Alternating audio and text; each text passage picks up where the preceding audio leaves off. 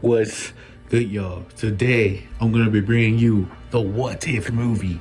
What if Naruto had Sonic's abilities? If you guys do enjoy this video, please leave a like, comment, subscribe, hit the notification bell.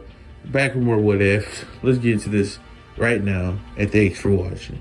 So we start our story off with Naruto being a little kid and being pretty much abandoned by Hiruzen at the age of 4 because, well, Hiruzen, he was like, yeah, Naruto, you're well more than capable of being able to take care of yourself now. So yeah, Naruto would just subsequently get left at home, but be to his own devices and do whatever Naruto does, as Hiruzen just truly didn't really care about Naruto in the sense that he was like, yeah, pretty sure this kid can take care of himself because he's like 4. So, the Danzo stuff happens and Naruto's life would just be going pretty bad. But Naruto, throughout all of this time, would have realized something, that he was extremely fast. Like, I'm talking about fast enough to the point where he's breaking the sound barrier without even really trying. He was just like crazy fast. Ultimately, Hiruzen would start to notice just how fast Naruto was, as Naruto would eventually just start running throughout the village all the time and causing a lot of trouble by doing this. But he'd be so fast that the villagers didn't even know it was him at some points because of how fast Naruto truly was. In fact, it would get to the point where Hiruzen would call Naruto back into his office to question why Naruto had this ridiculous speed. And Naruto would simply say that he's just always been crazy fast, and that he never really showed it off until recently. Well, because he never had a reason to, but the villagers always terrorizing him and stuff. Hiruzen would say, wait, stop. You're telling me that the villagers have been doing mean to you, Naruto? And Naruto would be like, yeah, they've been pretty bad. So to get around the village without actually getting noticed by them, I just run at my top speed, which he would also tell Hiruzen can literally break the sound barrier. Which Hiruzen would be like, no way. You're telling me you can actually move faster enough to break the sound barrier? Hiruzen would be like, there's no way that's possible. But Naruto would assure him that it's true and that he could actually do it. But Hiruzen would still be not too, he wouldn't really believe this. So we get to the point where it would be time for Naruto's first day in the academy. As Naruto wasn't really looking forward to this, as he would actually have to show up in person. And he was already pretty keen to the fact that all the adults had told the kids that Naruto was not to be played around with. They should just leave Naruto alone. So he really wasn't that popular of a kid or anything. It wasn't really that impressive. So anyways, he walk into the class and he'd see this kid and his name would be Sasuke Uchiha. We already know about Sasuke. Naruto would decide to, sit next to Sasuke because, well, he's like, why not? And so anyways, when Sakura would come into classroom and they'd be like, hey, stop sitting next to Sasuke because we want to sit there. And Naruto would just be like, no, I think I'm just going to sit here because I can. Because, yeah, Naruto was not getting out of his seat just for these 2 girls. And basically what would happen is Sakura would try to punch Naruto, but before she could even try it, she'd be sitting at a desk somewhere else, along with Ino sitting right next to her, as Naruto had just speed blitzed both of them, putting them in 2 seats and pretty much leaving them there to just sit there, while it looked like to everybody else that literally, they just teleported over there. And Naruto would just subsequently teleport back to his seat beside Sasuke. And Sasuke would just whisper in Naruto's ear telling him thank you, as they were very annoying and he didn't want to sit next to them. This is when Naruto would say, oh, it really was no big deal. And the 2 would share a laugh before Iruka comes in and decides that the first thing we're going to do today is I just want to see where all you kids are as far as your abilities are concerned. Like, he wants to see how great they are as shinobi so far. So he'd be like, let's go outside, let's have some fights or whatever. So ultimately, this leads to the iconic battle of Naruto versus Sasuke. They do the unison side, they run at each other.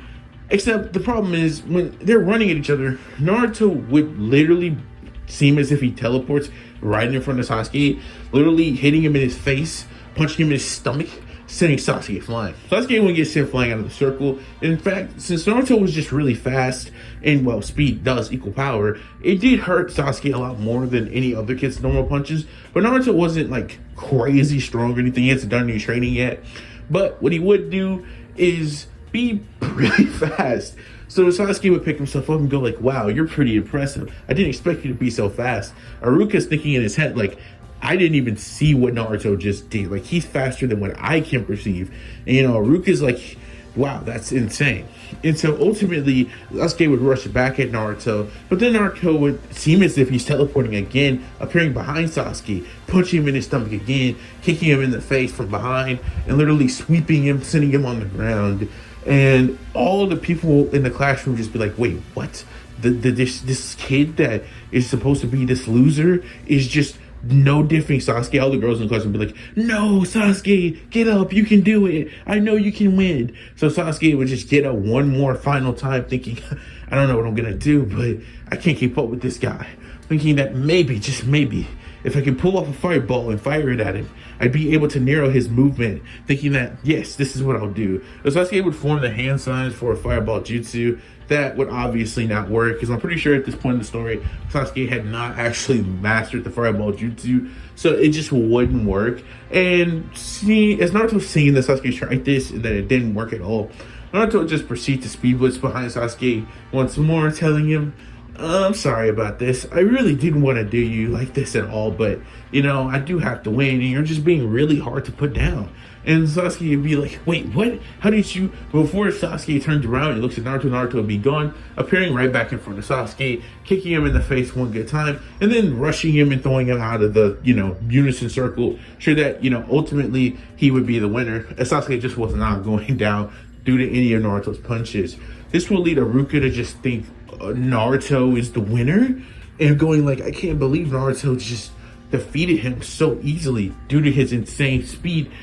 It wasn't even like he was that strong. It was just like his speed was just so crazy that Sasuke quite literally couldn't keep up with him at all.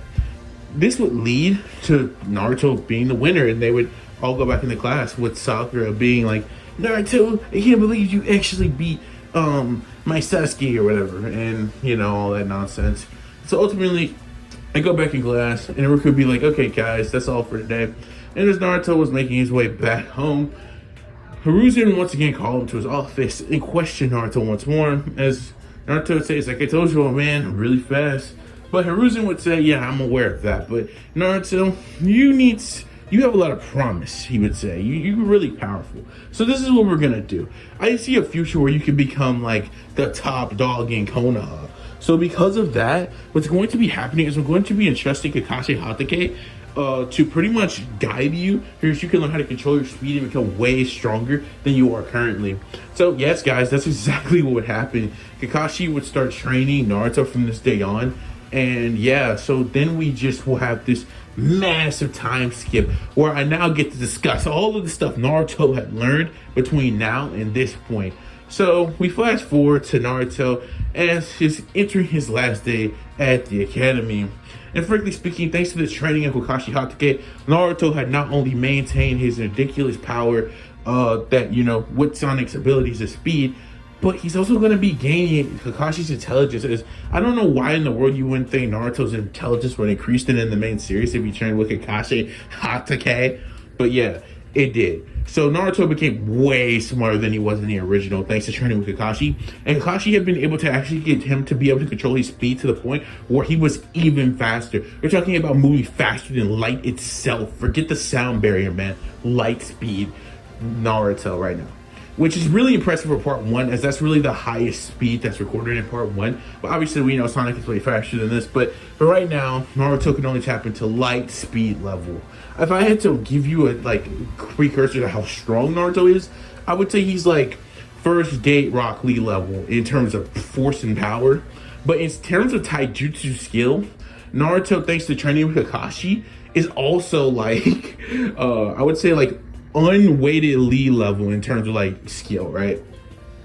So this is how strong in like skill Naruto is in taijutsu, which is obviously something Naruto would really need to be equipped with, because if a ninja could actually keep up with Naruto's speed, he won't really be that impressive as, you know, this is how good Naruto is, except that's just not true, because Kakashi would also go out of his way to teach Naruto even more than that over this time span. So he would also teach Naruto things like wind jutsu, like he teach him a wind slash, you know, a wind bullet, you know, all these wind jutsus that he would have that I'm going to be assuming are real, because I kind of don't know that much about wind style. But yeah, he would teach him all these things. So ultimately, Naruto would have his, he'd know how to use his wind affinity, very much earlier than in the original canon, and actually understand all this stuff. He'd also be a little equipped with some other types of jutsu, but we'll get into that as the story continues. Ultimately, Naruto would be kind of broken for a ninja of his age and really powerful and whatnot. Anyways, let's get back into the story though. That's just a little briefer on his abilities. So yeah, that's kind of where he is. So now we have this. Oh, so if you're wondering if we're going to give Naruto access to the spin dash, no, because he's not a hedgehog. So yeah, sadly he won't have that power. But trust me, it's not really that necessary, you know. But anyways, so Naruto would then go to the last day of the academy, thinking, I wonder what's going to happen today, or whatever. Because keep in mind, since he's been getting trained by Kakashi Hatsuki of the Sharingan, it's like bro is like been like the fighting for Sasuke as top one in the class. Like they're fighting for top one in the class, right? All the time.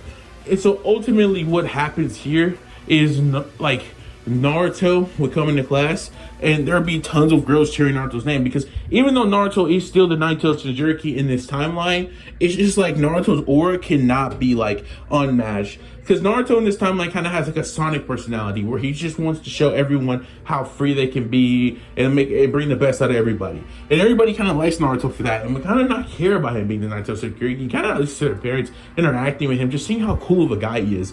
The only people that really wouldn't like Naruto currently would be Sakura, because she's still kind of way too into Sasuke. But yeah, so that's kind of the only thing going on here. Even Ino would have came around and been like, yeah, Naruto's kind of cool, because they've had some talks, and Naruto doesn't just bash on her, and she realizes that she was being kind of a little messy to Naruto earlier on in their life. So yeah, Ino's even kind of cool with him now. And obviously the thing happens where Naruto saves Hinata, so Hinata still has that crush on Naruto or whatever. So yeah, all of this takes place. And so Naruto in the class sitting down, looking next to the window or something, and he'd still be sitting next to Sasuke, which, by the way, just to cover Naruto and Sasuke's relationship, Naruto and Sasuke are actually good friends in this timeline. You could say, like, Sasuke's, like, the shadow to, like, Naruto's, like, Sasuke, I guess. And, like, that's kind of what's going on here. So, yeah, they're good friends, but not, like, close, I guess. But one thing was undeniable. When when Naruto wasn't training with, like, Kakashi, Sasuke would just look at Naruto as like this stronger foe that he needs to overcome. So instead of being the lame Sasuke that we get in the main timeline, who probably would have just been like, it's not, like, I can't stand how much stronger you are than me, Sasuke would be like, hey, Naruto, let's train together so I can get strong enough to achieve my goal. Naruto, having more of a Sonic personality, would obviously not mind this, and they would actually work together. So yeah, that would happen. Ultimately, thanks to all of this happening, Sasuke would be way stronger than he is in the original timeline. And considering during the Uchiha massacre, Sasuke had unlocked the Sharingan but wasn't able to maintain it. And this timeline, thanks to training with Naruto and almost entering near-death situations all the time, it's safe to say that yeah, this man would definitely have unlocked his Sharingan and actually been able to keep it on. In fact, due to his many near-death experiences with fighting Naruto, and I'm gonna say near-death experiences for a reason, because remember, this guy has been training with Kakashi while also training with Sasuke. So Naruto was going through the roof right now. So he was way stronger than Sasuke just because of that. And so he was just beating the crap out of Sasuke some days. And it was almost near death experiences this man was dealing with. So Sasuke actually ended up unlocking the second Tomoe Sharingan this early on in the series. Yeah, I know Sasuke's gonna be kind of overpowered for this series. But yeah, hopefully not all my what ifs end up like this. But yeah, Sasuke in this timeline, yeah, way stronger than in canon. Because of the two Tomoe Sharingan, Sasuke would actually be able to kind of keep up with Lightspeed Naruto, which shouldn't be inconsistent with the story, considering Haku's mirrors move at Lightspeed. So yeah, he can kind of perceive him. Also, Kakashi could also keep up with Naruto's speed. Obviously, otherwise, how the heck would he train him? But anyways, the point is, ultimately, this day would come and Naruto would be like, hey, you guys, what we're going to do is we're going to have Naruto and Sasuke, because they're literally battling for the #1 student in the class. Like, the #1 rookie of the year, they're battling for that. And the girls are like, Naruto should win it. The girls are like Naruto, and then the girls like who like Sasuke, they're like, no, Sasuke needs to win. So they would have like this big brawl in class, and they're just like, and then Naruto's like, I don't think Sasuke would deny this, but I think the best way to go about this is if we have a jam or like a fight or whatever. Sasuke's like, yeah, sure, I'm down for a fight. Let's do that, Naruto. And so yeah, Uruka's like, yeah, that's fine. You guys can fight for who's #1 in the class. So that's what happens. They both go outside. They enter like a circle, and Uruka says go. And so Naruto and Sasuke would get into a battle for the #1 rookie of the year. And so as the battle begins, it's safe to say that Sasuke would immediately activate the Sharingan, as there's just no other way he's keeping up with Naruto unless he does this. So what happens is the first thing Sasuke's gonna do is he's gonna do what he initially was gonna do as a kid, which is so funny. It's a cool flashback as Sasuke would do the same thing, except this time when he goes to fire the fireball jutsu, thanks to all his training with Naruto, it would actually be a ginormous fireball jutsu. In fact, Sasuke can actually use the multi-fireball jutsu, but right now he's just trying to narrow his movements just enough to send Naruto where he wants him. So he activates the fireball jutsu, and to Sasuke's surprise though, Naruto had never actually been using his full speed at him. Now, I know I said Sasuke can react to light speed Naruto, which he can, but he just wasn't aware Naruto could go that fast because he's never went that fast in their training session. So he would just be taken back when Naruto would appear. He's like, hey, Sasuke, and he's just appearing behind him. Sasuke not being like unfamiliar to this, as Naruto does this a lot, because it's really easy to get an advantage with somebody. So thanks to the Sharingan's reflexes, Sasuke would actually send a kick in Naruto's way. The Naruto would literally overjump entirely. Then he would grab Sasuke's arm, throwing him and slamming him onto the ground. And then after that, he would proceed to throw Sasuke in the air, where he would jump up and land a ginormous kick at Sasuke. And then after that, in mid-air, he'd grab him and throw him on the ground, sending Sasuke crashing into the ground. As Naruto would be coming down from the air, this is when Sasuke would say, I got you. As he would then make the hand signs again for another great fireball jutsu. He'd fire the great fireball jutsu right at Naruto, and he'd be like, oh no, I got stuck in the air. What am I supposed to do? But then this is when Naruto would think, I guess I have to use my secret technique, which is jutsu, because if you remember correctly, I said that Kakashi had been teaching Naruto like jutsu, because, well, why wouldn't he? Why wouldn't Kakashi teach him Winjutsu? So Naruto's like, wow, this is the first time I had to use Winjutsu against Sasuke in a battle. I didn't expect him to play me like this, but just allow me to let him go in the air and send him flying down. Ultimately, in this moment, Naruto would just use a wind bullet to counter a giant wind bullet to counter Sasuke's great fireball jutsu, which would lead in a clash, which would cause a humongous explosion in the air. Ultimately, Sasuke would think that actually hit Naruto, as his appeared to be stronger, but then he would see out of the smoke in the air that Naruto would be crashing down, and he was going to go for a kick on Sasuke. Sasuke would then weave out of the crater that was created from him crashing in the ground, doing like some type of flip to get out of there. And then this is when Naruto would land in the crater with a kicking sound. Sasuke recovered from this and getting back above the crater would then think, what am I supposed to do to beat this guy? He would think. As Naruto would not give Sasuke any time. He was having none of it, as Sasuke was actually performing better than he thought. So he would then go turning up his speed from a little bit beyond the sound barrier to then turning it up to light speed. At this moment, Sasuke would be like, what the heck? As he's just not used to the speed of Naruto's. And he would just quietly literally proceed to get smacked in the face. Because once again, remember, he's been getting that taijutsu training equal to Rock Lee without his weights on, compared to the likes of, Sasuke, who really is especially impressive in taijutsu. If I had to give a number for how impressive Sasuke is at taijutsu, I'd actually say he's actually around the Land of the Waves level in terms of taijutsu for himself, or you could say weighted Lee level in terms of taijutsu. Anyways, ultimately, Sasuke would end up getting cooked by Naruto right here, getting thrown in a combo, and then ultimately getting slammed into the ground once more, except not creating like a gigantic crater from this or anything, but just slamming him to the ground. Then Naruto would proceed to do like some spinning kick on him on the ground, and then make Sasuke like just sit flying. Sasuke would then recover, hopefully before he would fall out of the circle, thinking, dang, Naruto's so powerful. It's so hard to get past him, he would think. But Naruto, once again, having none of this, as Sasuke's performing better than he thought, would then fire a wind wind bullet again at Sasuke. Sasuke thinking, another one. I didn't even know Naruto could use jutsu like this. Ultimately, Sasuke would dodge out of the way, but as he does this, Naruto would appear behind him and then send him crashing by combining both of his hands and slamming him into the ground by hitting the back of his neck.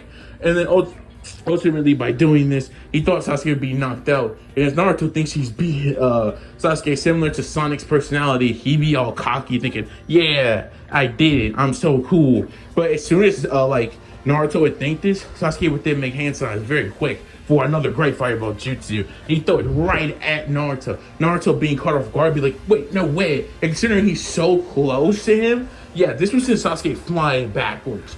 But he'd be able to recover once more, and Naruto would take the great fireball jutsu head on, sending him flying backwards, taking a lot of damage and just burning most of Naruto's clothes. And Naruto would just get sitting right back. He'd say, "Wow, it's been a while since I've ever got hit by you, Sasuke. That was impressive. I fell right for your trick." Sasuke would say, "Maybe you should stop showboating all the time and you'd actually be able to read attacks like that.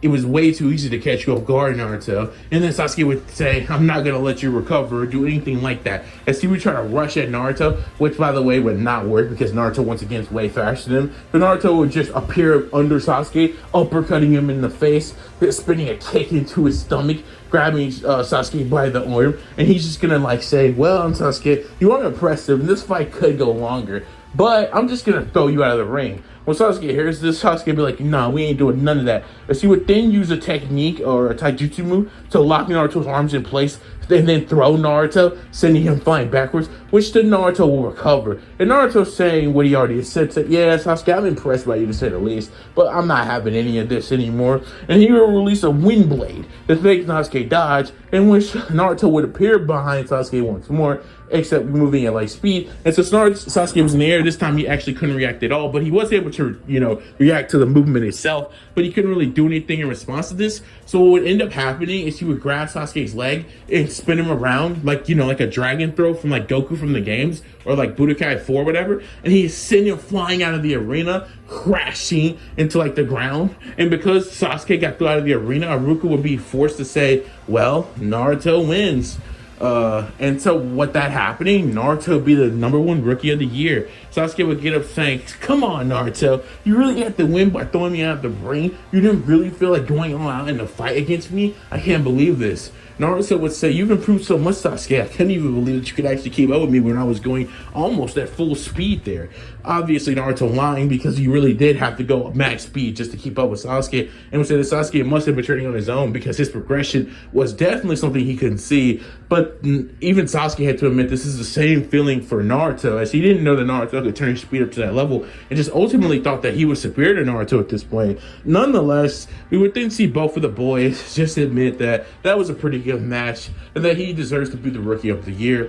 Ultimately, with this happening, Haruka would tell everybody, well, Naruto Uzumaki is the rookie of the year. And by the way, all the people in the crowd would start cheering, going like, "Yeah, Naruto!" Except for once again Sakura, who'd just be like, "Nah, not Sasuke, no way." And then all the Sasuke fangirls would be like, "Oh, nah, that was illegal. Naruto's speed shouldn't be allowed in the fight or something because Shinobi logic or something, I don't know." And so ultimately what all this ends up happening is Aruka's like, "Okay, come back the next day. We're going to announce your Jonin senseis. So yeah, come here early." And so that would happen. We would just change scenes to that.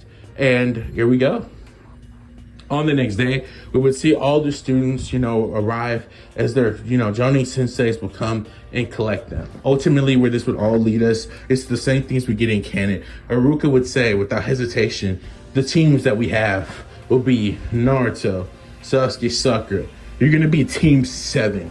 And ultimately, after this, we would have these events play, as we would see Kakashi coming in extremely late, which Naruto already knew when he heard Kakashi was actually going to be his Jonin sensei, that yeah, he was going to be extremely late. So having a Sonic personality, Naruto would just start falling asleep. Sakura would be fangirling because she gets the 2 coolest guys in the class. Even though she doesn't like Naruto that much because he's always upstaging Sasuke, she had to admit Naruto was pretty cool nonetheless. So yeah, she was having a pretty good time. Anyways, after all of this, though, Sasuke would just be sitting there like, where is this guy?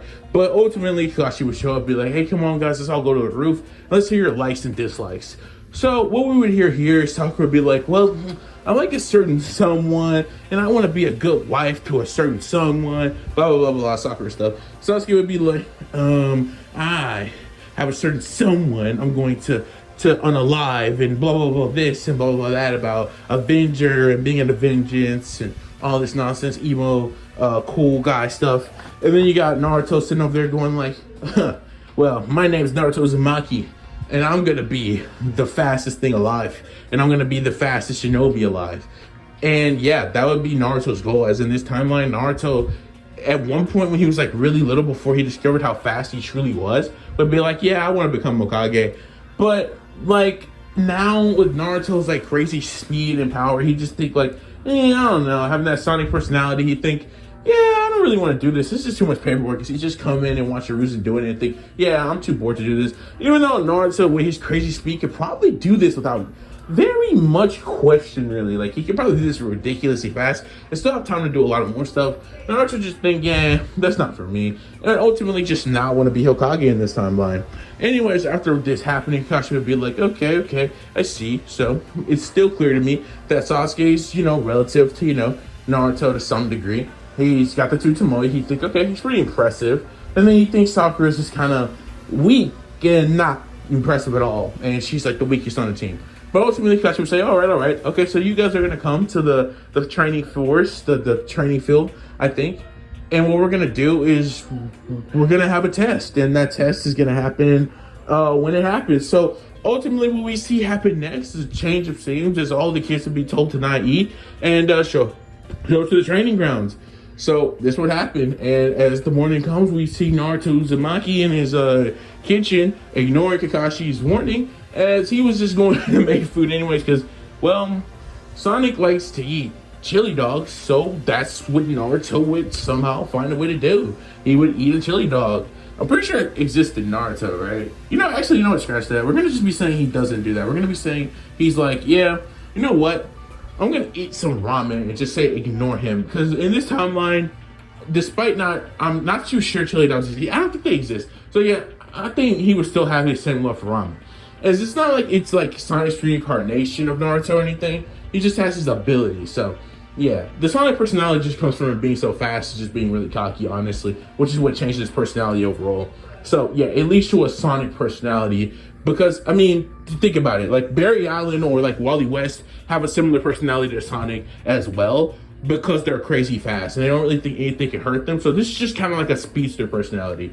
Anyways, because this happens, ultimately, he would eat some ramen. Say, like, yeah, I feel really good. And he'd make his way up out of there to the training fields in a hurry. Also, by the way, just to clarify, what I mean by a hurry is because, obviously, Sonic knows that Kakashi's going to be late. So, yeah, he would just chill at his house. Actually, no, scratch that. He'd get extra sleep in, and after doing that, he'd wake up, eat some ramen, and he would make it just on time before Kakashi showed up. With Sasuke's thinking, oh wow, you could have at least told me that this man was going to be extremely late getting here. With Naruto thinking, yeah, I guess I could have told you that, but I think it'd be better if you learned on your own. Sakura thinking, yeah, Naruto, you really could have told us or whatever. But anyways, this would all happen, like, whatever. And then Kakashi would show up and say, well, today we're going to be doing the bell test. And the bell test is basically a test where you kids are going to try to take these two bells. And whoever can get these two bells is going to be the one that passes. So what we see happening here is, just like in canon, Sasuke and Sakura would dive into the bushes. Except Sasuke, unlike in canon, is way stronger than he was. So he's not just going to sit there for that long. He's going to make a move. Naruto, just like in canon, doesn't decide to go into the bushes. And instead thinks, okay, Kakashi, it's time to actually see how much stronger I am compared to you. With Sakura and Sasuke both. With Sakura thinking, oh, wait, how well does Naruto actually know Kakashi? Because, well, let's be honest here. Sakura doesn't really know the connection between Kakashi and Naruto like that, and didn't really know that we're this close. Sasuke knowing a little bit more, as Naruto did tell Sasuke from time to time that he did have to go train with Kakashi in between their training sessions from the days. So yeah, he knew their connection was a little bit closer, and he knew him or whatever. Sakura did too, but just not to what extent. And so she's kind of taken aback by this. But nonetheless, we would then see Sonic just, okay, I really gotta get my, okay, not Sonic. We see Naruto rushing at Kakashi. With Kakashi already knowing that, you know, Naruto was going to do this, as this is his best skill. Except before Naruto could actually land an attack on Kakashi, with Kakashi already having pulled out his Sharingan, knowing he's gonna need it to keep up with Naruto's speed, wondering if he got even faster since they stopped training. As they actually stopped training a month before the last day of the academy. So yeah, keep that in mind. So it's a little bit, so he could have got way stronger since then, so Kakashi's on guard. But all like Naruto would do after this, he'd be like, I'm gonna hit you with this one, Kakashi. Take a look at how much stronger this jutsu's got. And so he would release a wind blade at Kakashi. But he wouldn't just release one wind blade, he would release 3 wind blades, which would actually shock Kakashi. She's like, wow, Naruto can release 3 now? He's gotten way stronger with that jutsu. Ultimately, Kakashi being a like S-rank like Jonin, like once an Anbu, would just avoid these attacks very casually, and by doing so, he pretty much just like substitute away from them basically and be in the trees, which Naruto wouldn't really know where Kakashi went, as this is like one of the first times he's ever seen him use the substitution jutsu, as Kakashi has a plethora of jutsu that he can use, and while training like Naruto, they didn't really go one-on-one a lot, so Kakashi really never needed to use this. Anyway, Kakashi would come out of the forest, shocking Naruto when he does, and he'd be like, okay, I'm gonna take you seriously from the beginning, Naruto. As he put his Make Out Paradise book away and think, I gotta take it seriously on this kid, because if I don't, Naruto could literally just sneak me and take the bell. So what Kakashi would do is he would release himself. He would release a wind bullet jutsu at Naruto. Naruto thinking, haha, Kakashi, I knew you'd try that. And ultimately, Naruto would dodge out of the way very easily, but Kakashi knew he would do this. But Kakashi had already planned an attack, which was pretty much to have a shadow clone come out of the ground behind Naruto, and he'd be like, whoa.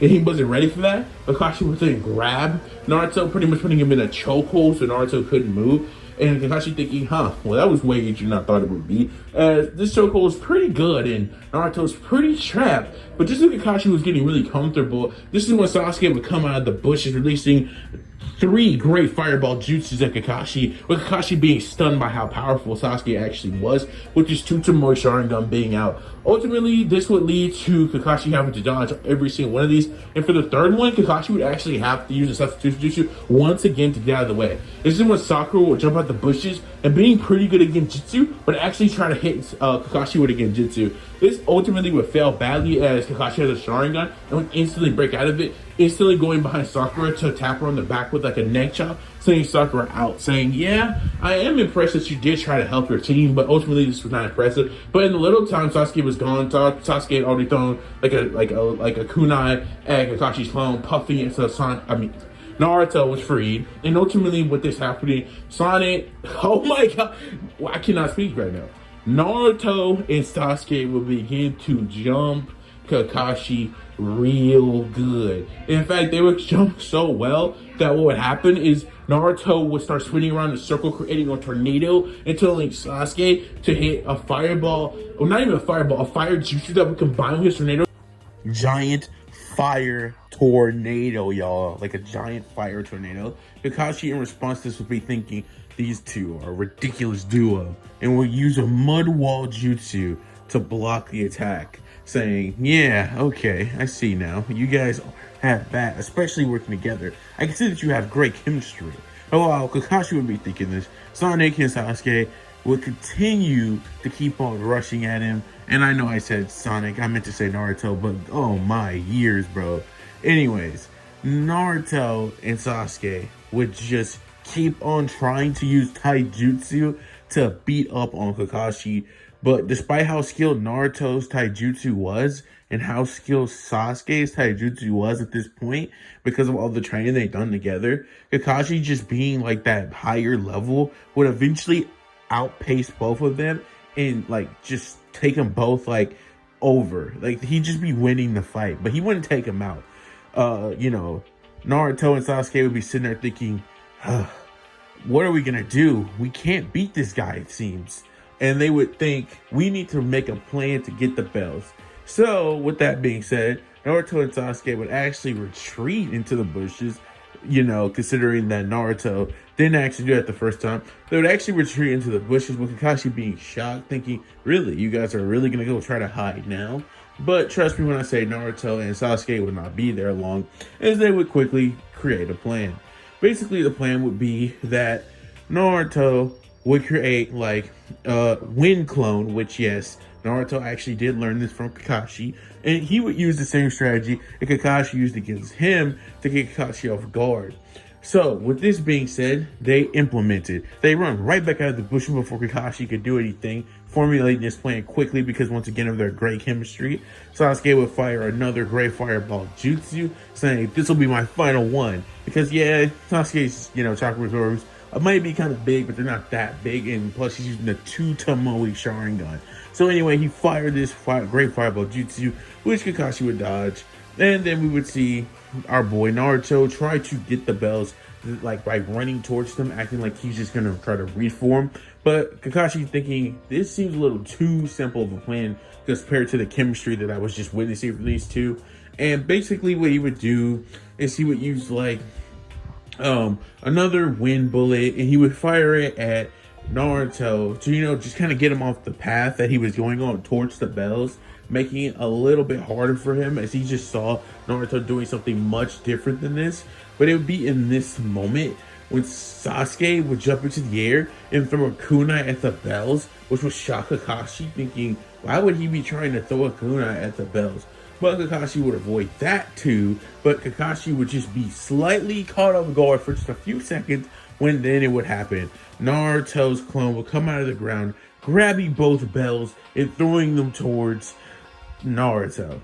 And with that being said, Naruto and Sasuke would be thinking, yes, we actually did it. Kakashi would be taken back by this, and Kakashi would then say, alright, okay, you two were able to claim the bells.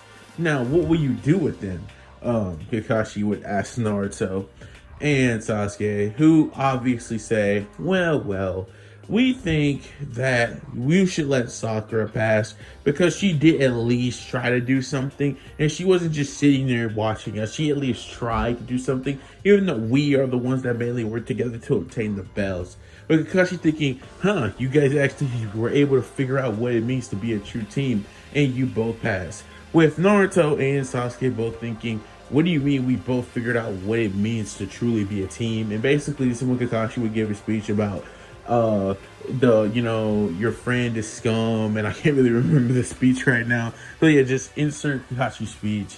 And of course, eventually Sakura would wake up, they eat, Kakashi would dismiss them, and they would all go back home. Or at least Sakura would go back home, and obviously Kakashi would.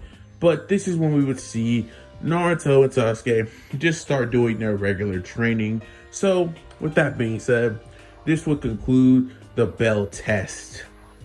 Next, what we would see happen is we would see Team 7 the next day, or the next week really, they start having to do a bunch of D rank missions, a bunch of D rank missions that they didn't really want to keep doing for that long. So after we see Naruto pretty much negative diff these missions, because let's be honest, he has like Sonic's abilities, so he's moving at like crazy speeds. So he would just be finishing so many D rank missions that actually turns out they had actually done every D rank mission in the entire like Konoha. Like they have done all of them in Konoha, because that's just how fast Naruto was doing these missions, because he's just so fast. Hiruzen would think, wow, you're mighty impressive, Naruto. Which Naruto would say, yeah, I guess, because they went to the Hokage's mansion. After they pretty much completed all the missions, all of Team 7 would just be sitting there mainly thinking, well, we really didn't do much. It was really just Naruto, but they don't say this out loud, obviously. And Kakashi would think, this is not how the team should work, because this could lead to them getting in some serious trouble, or whatever is what Kakashi's thinking. But nonetheless, this is when we would see Naruto ask for a higher mission. He'd be thinking, yeah, can we get something higher? Because I'm not gonna lie, oh man, this stuff way too easy for me. And Hiruzen would sit there and think, and he'd say, all right, since you've done so many D-Ray missions, in fact, no, you've done all the D-Ray missions you can humanly do in Konoha, that I'm going to allow you and your team to take the bridge builder, Tazuna, to, the land of the waves. So I'm going to allow you to do that. And Tazuna will come in, do his nonsense. Kakashi would agree that the team is ready to take a C-rank mission. Tazuna doesn't like the team. And ultimately, this is when everybody would go home after Kakashi tells them to get your stuff and be back here tomorrow morning so that we can take Tazuna to the land of the waves. And this is when the land of the waves arc would begin. So basically what we see here is that the team shows up the next morning. Tazuna's there. He apologizes for his outburst he had the previous day. The team begins their journey to the land of the waves. And what we pretty much see going on here is they be walking and talking. Sakura not having much to say, thinking, wow, I can't believe how bad I did against like Kakashi compared to like, the two top of the class, Naruto and Sasuke, and thinking I really need to catch up. But just as Sakura could think these thoughts, it would be up above. They would see a small puddle in like their walking path. Which, Sasuke and Naruto being, well, okay, actually scratch that. Naruto being the way he is in this timeline would actually think nothing of this. But Sasuke and Kakashi would be like, well, that's kind of weird to see like a puddle or whatever just in the walking way. And in that moment, the two demon mist brothers would jump out at them. Which, even though like Naruto was like not caring about this at all, he'd be the first to react due to his crazy speed. He'd take down one of them while Sasuke took down the other one. And so in this timeline, Kakashi didn't even have to like fake like his death or anything. He didn't even have to pretend. He just took them both out. They took them both out with like not even trying, due to how much stronger they both are in this timeline. So after this happens, Kakashi would then question Tazuna, talking about what is going on this mission? Like, why are these two like random guys just try to, kill you or whatever and try to kill us? And, Tazuna would be like, well, this was really supposed to be like a B rank or like an A rank mission, but like I don't got no money and I'm gonna guilt trip you guys into taking me to land of the waves and insert all this stuff. So then we would pretty much get Kakashi saying, do you guys seriously want to continue to do this mission? Talking to Team 7, because it's not a C rank mission. But Kakashi would think, I'm going to get paid for like an upscale of this anyway, so I don't really care. So I'll accept it if you guys want to. And thinking about how strong Naruto and like Sasuke are, he would think, yeah, we should be fine. I have them here, so I should be capable of completing this mission without too much problem. So yeah, Kakashi would eventually accept this, and he would go on to, accept that they all want to continue the journey. So they would. And as they continue to go on here, we would then see that there would be a big mist as the group continued to keep walking forward. But Sakura once again thinking, wow, I couldn't do anything back there. But Naruto and Sasuke, they handled the situation so fast and so perfect. I wish I could be as strong as them. So this is when like Sakura's like whole I didn't want to be as strong as Naruto and Sasuke thing would start much earlier in like this timeline compared to like the canon, because she didn't start feeling like that until like the tuning exams, right? Yeah, like the tuning exams. But this would start like way earlier for her. In any case though, this is when this time, however, Naruto, Sasuke, and Kakashi would all think the mist is way thicker than it's supposed to be. And in that moment, they would all see like this little snow bunny, like this little snow rabbit or whatever, and it would just like be bouncing around. And once again, in this scenario though, Naruto would think, well, I don't really see what's so crazy about, this, or why we need to be on hard guard and alert.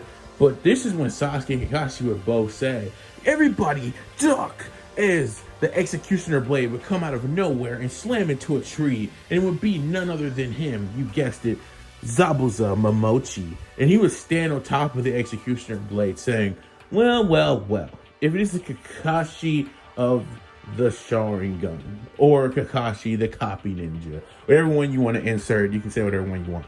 But ultimately, Zabuza would do this, and Sasuke, Naruto, Sakura, Tazuna, and Kakashi would all be taken aback by seeing Zabuza Momochi. Kakashi thinking, wow, this mission got way harder than he thought it was gonna be. But in no time, Zabuza would say, hand over the bridge builder, or I won't have to, unalive you or whatever. Which Kakashi saying, yeah, that's not gonna happen. And Kakashi saying, you guys stay back and protect Tazuna. I'm gonna get in my fight with him. But this is when Naruto would say, yeah, that's not going to happen. And she would rush in against Zabuza, shocking him with his crazy speed. Naruto and Zabuza would share a couple of taijutsu-like attacks until Zabuza's much more skill would just overpower Naruto sitting and flying backwards, out. And this is when Kakashi would rush in. But before Kakashi could once again rush in, Sasuke would also try to take charge, jumping into the air, firing a great fireball jutsu. And this is when Zabuza would fire a water dragon at Sasuke's fireball jutsu and say, wow, Kakashi, your students aren't half bad. Sakura would be sitting back there trying to protect Tazuna with like a kunai in her hand, thinking, again, I can't keep up with them. Ultimately, Naruto in no time would get back up and say, yeah, okay, you got me that time. But what about this? This is when, in an instant, he would create a tornado by running in a circle. And by the way, just think when Sonic does this in the games, or think about in Sonic Advanced Rush where he does this in the games or whatever. Just think that's what he's basically doing here. So basically he would do this. And ultimately what would happen is this tornado would be huge. And Zabuza would think, how the heck am I going to get rid of that? This is when he would just create a water wall to just can take the blow for him. And Zabuza would be thinking, wow, I cannot believe that I have to use this high level jutsu to keep up with these kids, thinking that kid didn't even use a jutsu to create that tornado. He just ran in a circle thinking, how fast is he really? But as he could think this, Kakashi would have actually just had enough of his students just interfering in his fight, and he would just start battling Zabuza. To Zabuza's shock, Kakashi would actually catch Zabuza off guard because, like I said, Naruto and Sasuke weren't half bad, way stronger than they were. And once again, canon. So he'd be taken aback by how they just jumped in to get in the fight like this. They just be shocked. Yeah, but Naruto wasn't having any of Kakashi just trying to solo this guy. So the moment where Kakashi gets stuck in the water prison, A has been thrown off by how Naruto and Sasuke were not just gonna sit there and Kakashi 1v1 him, but also how quite literally Naruto would just start tag teaming with Kakashi, basically just inserting his punches and kicks whenever he can because of how fast he is on Zabuza. Zabuza getting double teamed would think, that kid's punches and kicks aren't that bad. But in this case, Sasuke would just sit back and think, okay, since Sakura's the only one back there, maybe I need to sit back here and protect the bridge builder. That's what Sasuke would be thinking because, he knows for a fact Sakura isn't enough to actually protect the bridge builder if something was actually supposed to happen. So anyways, with all this happening, basically Zabuza would just be about to get finished off by a Chidori, as while Naruto's actually keeping Zabuza busy, speed blitzing him over and over and over again, getting faster and faster, releasing more and more of his speed. That he had gained from training with Sasuke the day after he got a little bit, he got a little bit faster, a little bit stronger. He'll be pretty much just showcasing this off against Zabuza. And ultimately, Kakashi just be building up their Chidori and he would start running at him. It would be at this point that Naruto would move out of the way for Kakashi to finish it. But just before Kakashi could actually land the lightning blade, Senbon Needle will come out of the forest, knocking out Zabuza. And then Haku would get Zabuza. And then all this stuff would take place in canon.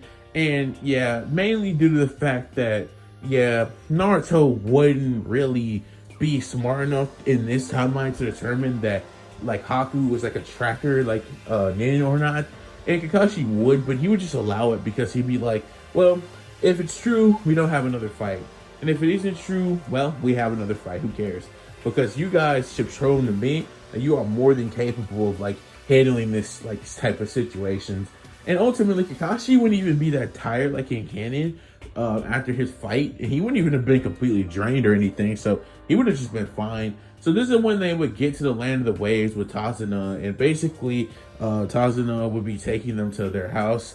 And this is when they would run into Inari and Ayame, and they would eat food, and they would pretty much chill there the rest of the day. This is when in canon we would actually see like Kakashi teach like Naruto, Sasuke, and Sakura the tree walking, water walking stuff. But we're gonna be like saying that doesn't like really happen because Sasuke had already like started to learn these things by training with like Naruto, who had been training with Kakashi, who had also already learned these things from him already. So yeah, they wouldn't do any of that. Now, on the other hand, Kakashi would just mainly take Sakura under his wing here and actually teach her these moves and abilities. But let's be real here. Kakashi would leave Naruto and Sasuke to their own devices. And ultimately what we would see here is we would see that Sasuke would have been training to ultimately try to unlock his 3 Tomoe Sharingan, but he wouldn't be able to do this. But instead of doing that, we're going to be saying Sasuke would actually learn some higher level genjutsu that he can activate with his Sharingan. It's important to keep in mind that Sasuke also had his Sharingan longer in this timeline, so he's actually started thinking of new ways to use it. So he would be trying to use genjutsu, right? He tried to be using genjutsu like Itachi, you know. So in this timeline, he wants to start doing stuff like that. So he'd be working on some genjutsu he can activate with his Sharingan, while Naruto would just be trying to unlock higher speeds that he can move. In fact, trying so hard that it would pretty much force him to fall out in like, you know, the forest. This is when he would meet Haku, and their interaction goes like it does in canon. So I'm not going to cover that. And so ultimately, all this would happen, and you know, Naruto would indeed be sleeping in when Zabuza and when Zabuza and Haku would appear, like when they would appear, they would just be sitting up there thinking, yeah, okay, we probably should have like thought he was a tracker nin and wasn't a tracker nin. And this is what Kakashi would have told them, you know, while they were at the house, you know, Tazuna's house, because he was like, yeah, maybe that guy really wasn't a tracker nin or whatever, you know, he would think. But ultimately, this will confirm it. And some people would say, well, this is when you're going to hand me the bridge builder, or it's truly over, Kakashi of the Sharingan. And once again, Kakashi would say no to this, and they would begin to actually battle, with Sasuke having to take on Haku, with Naruto not being there 1 second and being there the next, because, well, he has Sonic's speed and Sonic's abilities. So he would just get there in a flash after he helps Ayame and Inari with, like, the 2 people that tried to bully them or take their money, I think it was, or food, I think it was, don't really remember. But yeah, he would just do that. And ultimately after that, he would get there and they would just start battling it out. But Sasuke would have already been fighting Haku for a while now, at least like 2 or 3 minutes, because once again, it literally wouldn't take Naruto that long at all to get there. Like, Haku hasn't even busted up to like the demon crystal mirrors yet. So yeah, that's how like short they've been in the battle. So Sasuke is just performing at a ridiculously impressive level against Haku. And then we would see Naruto pull up not that long. They would have just been trading some like taijutsu. Sakura would once again just be sitting there with a kunai thinking, again, even after I got even the tree walking and the water walking, these guys were just so much above me. They already had it in their bags. They didn't even need this stuff.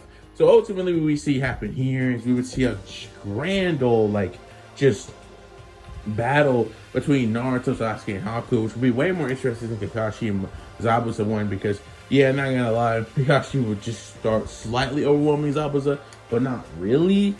But yeah, Naruto would just be throwing all types of like tornadoes, like mini tornadoes, wind bullets, wind blades, all types of stuff at this man, like Haku just being on the defensive, and Sasuke's just firing all these great fireball jutsus, and like they're just firing jutsu after jutsu at him. This is when Sasuke would say, okay, Naruto, let's end this real quick. Also, Haku hadn't even got a chance to activate the demonic crystal mirror jutsu. That's because of how hard like Naruto and Sasuke are like just jumping her.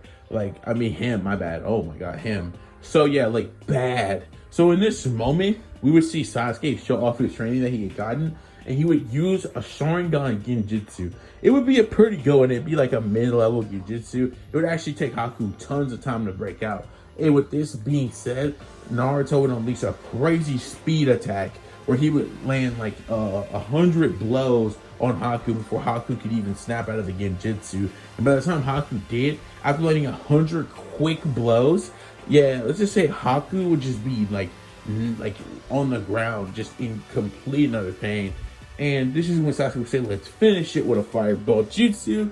But this is when Naruto would say, yeah, there's no point in doing that.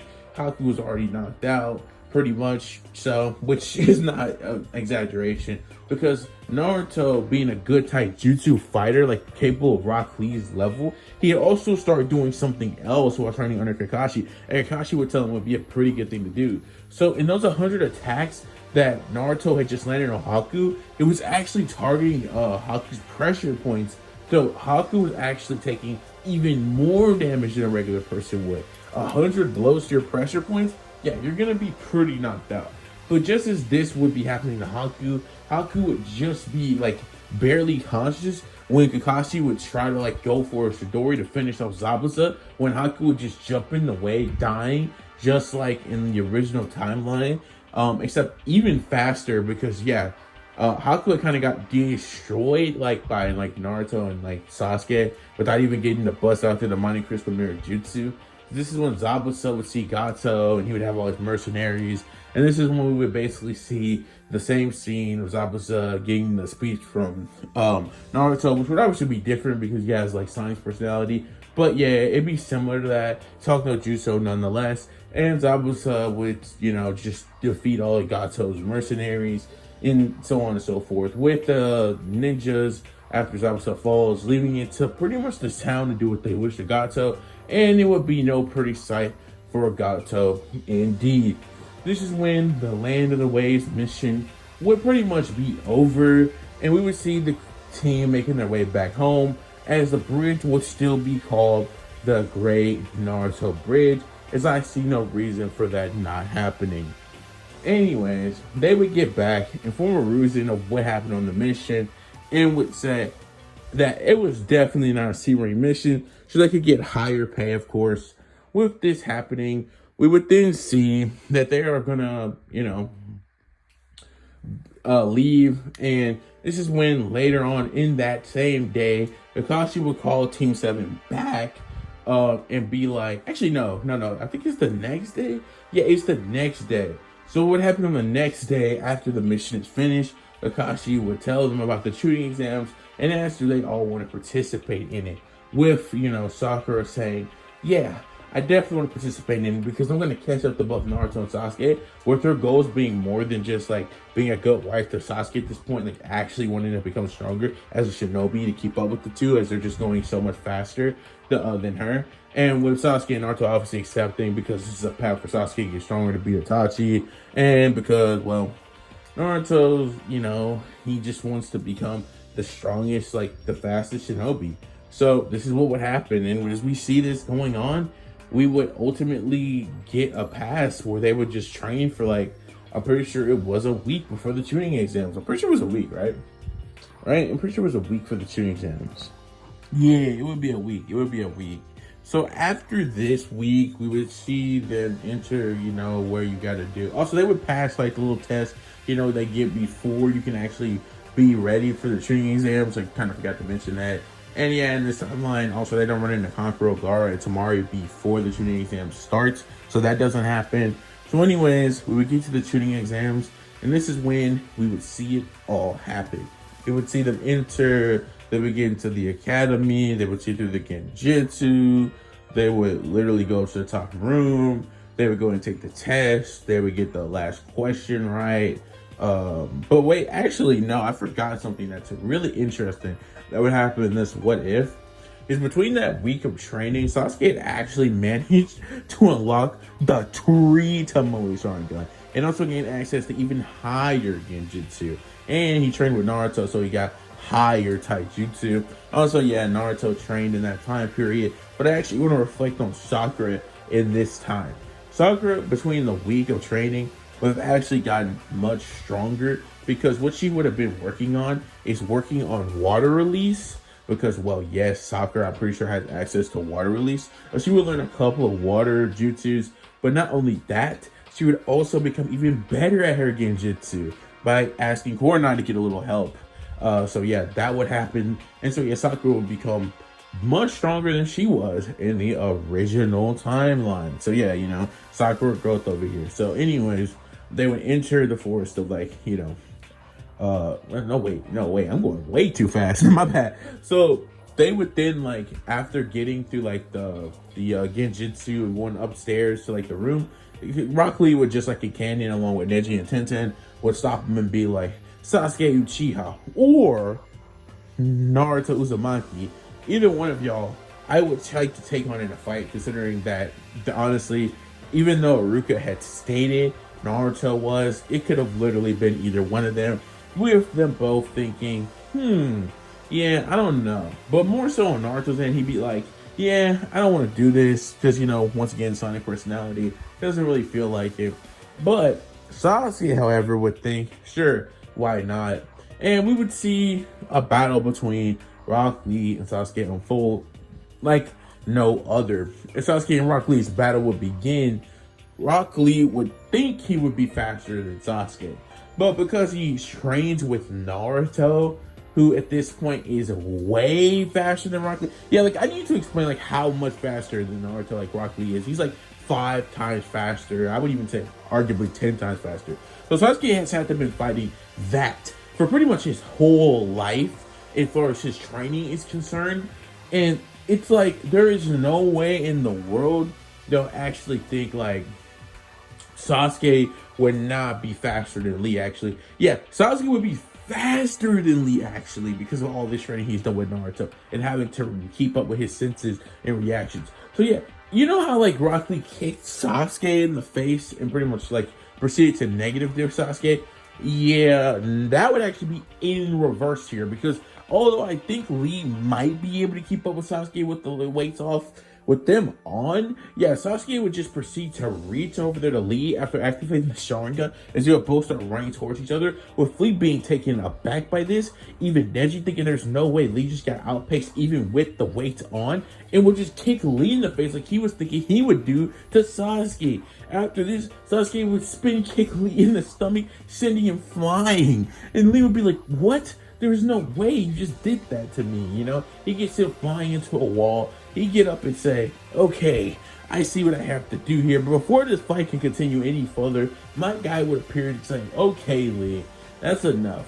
Didn't I tell you that you have to wait? You'll fight him in the shooting exams if he really is destined for you to fight the Uchiha or Uzumaki boy. And ultimately, Lee, with like a comedic scene between him and my guy, would say, all right, I will. And so they would just go in and take the written test. And, yeah, I'm not gonna lie.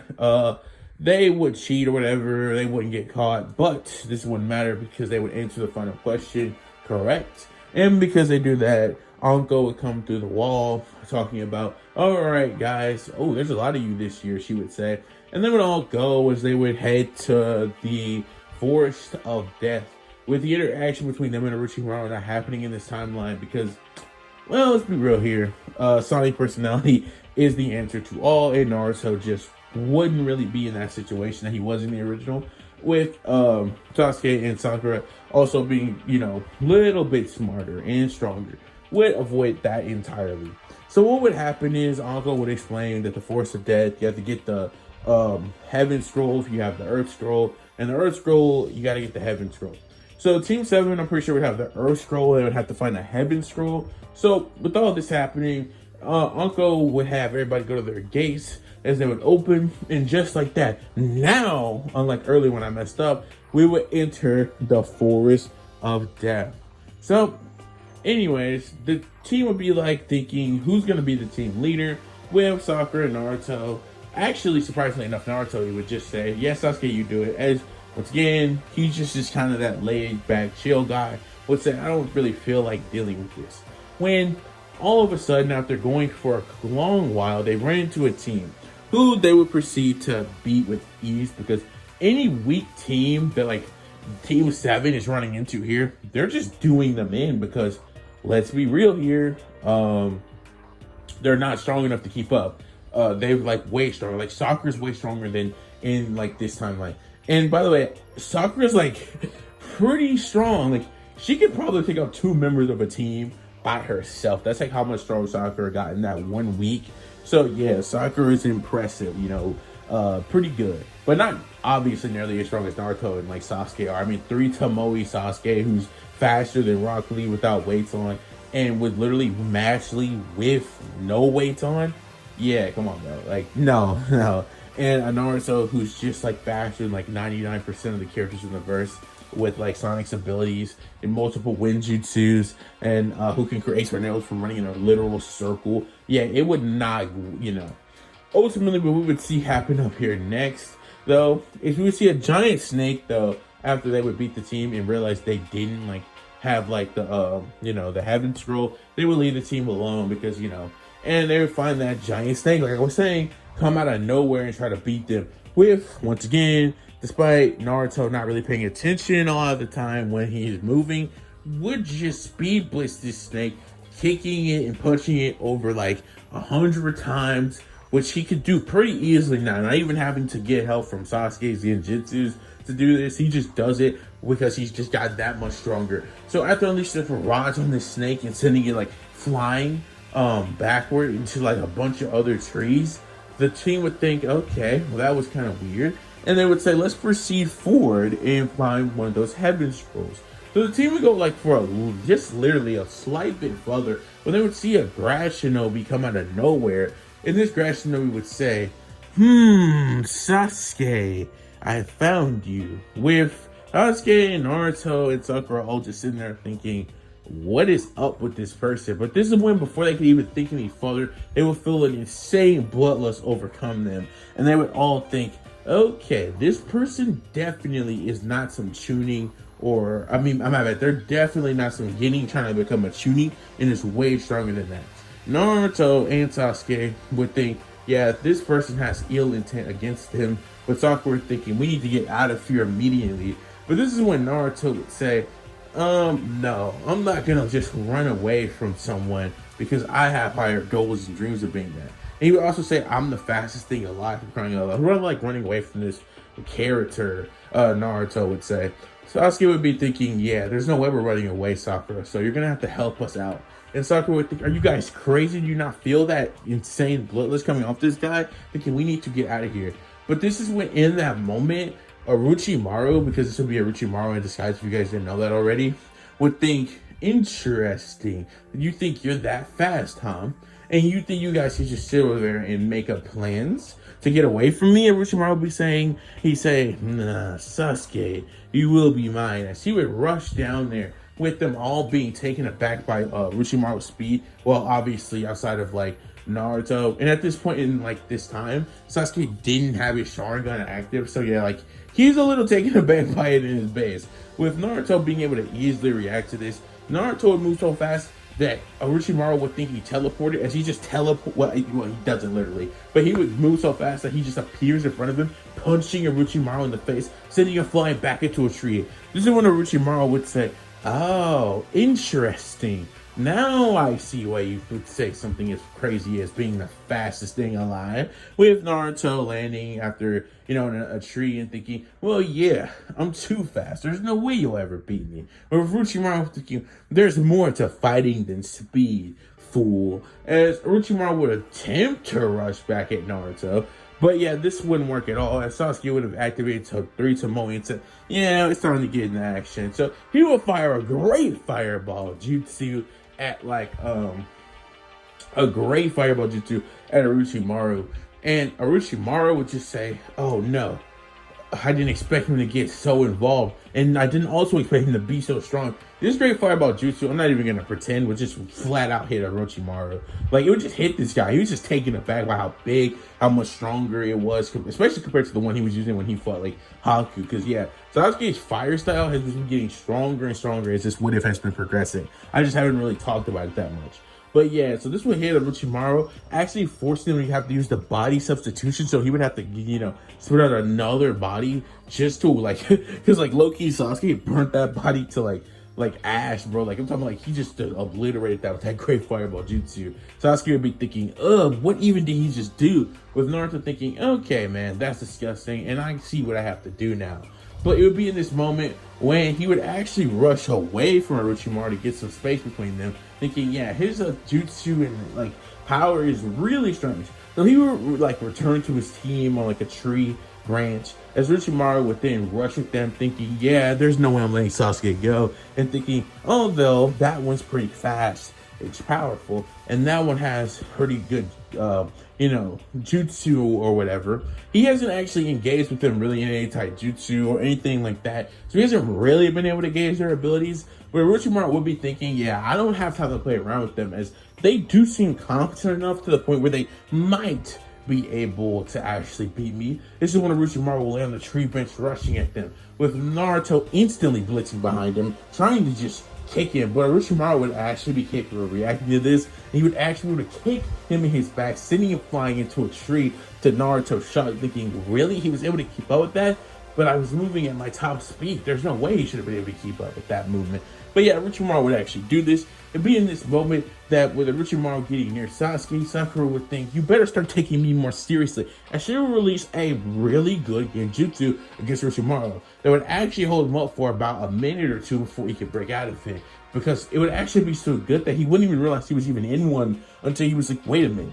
No, I have to break out of this. So as he would do that, yeah, it would have been too late for this man, as like Sakura jumping over like Sasuke, which would shock him, and it would also shock Naruto, would fire a water bullet at Orochimaru, with Orochimaru getting hit by this and it actually dealing him some damage, thinking, interesting.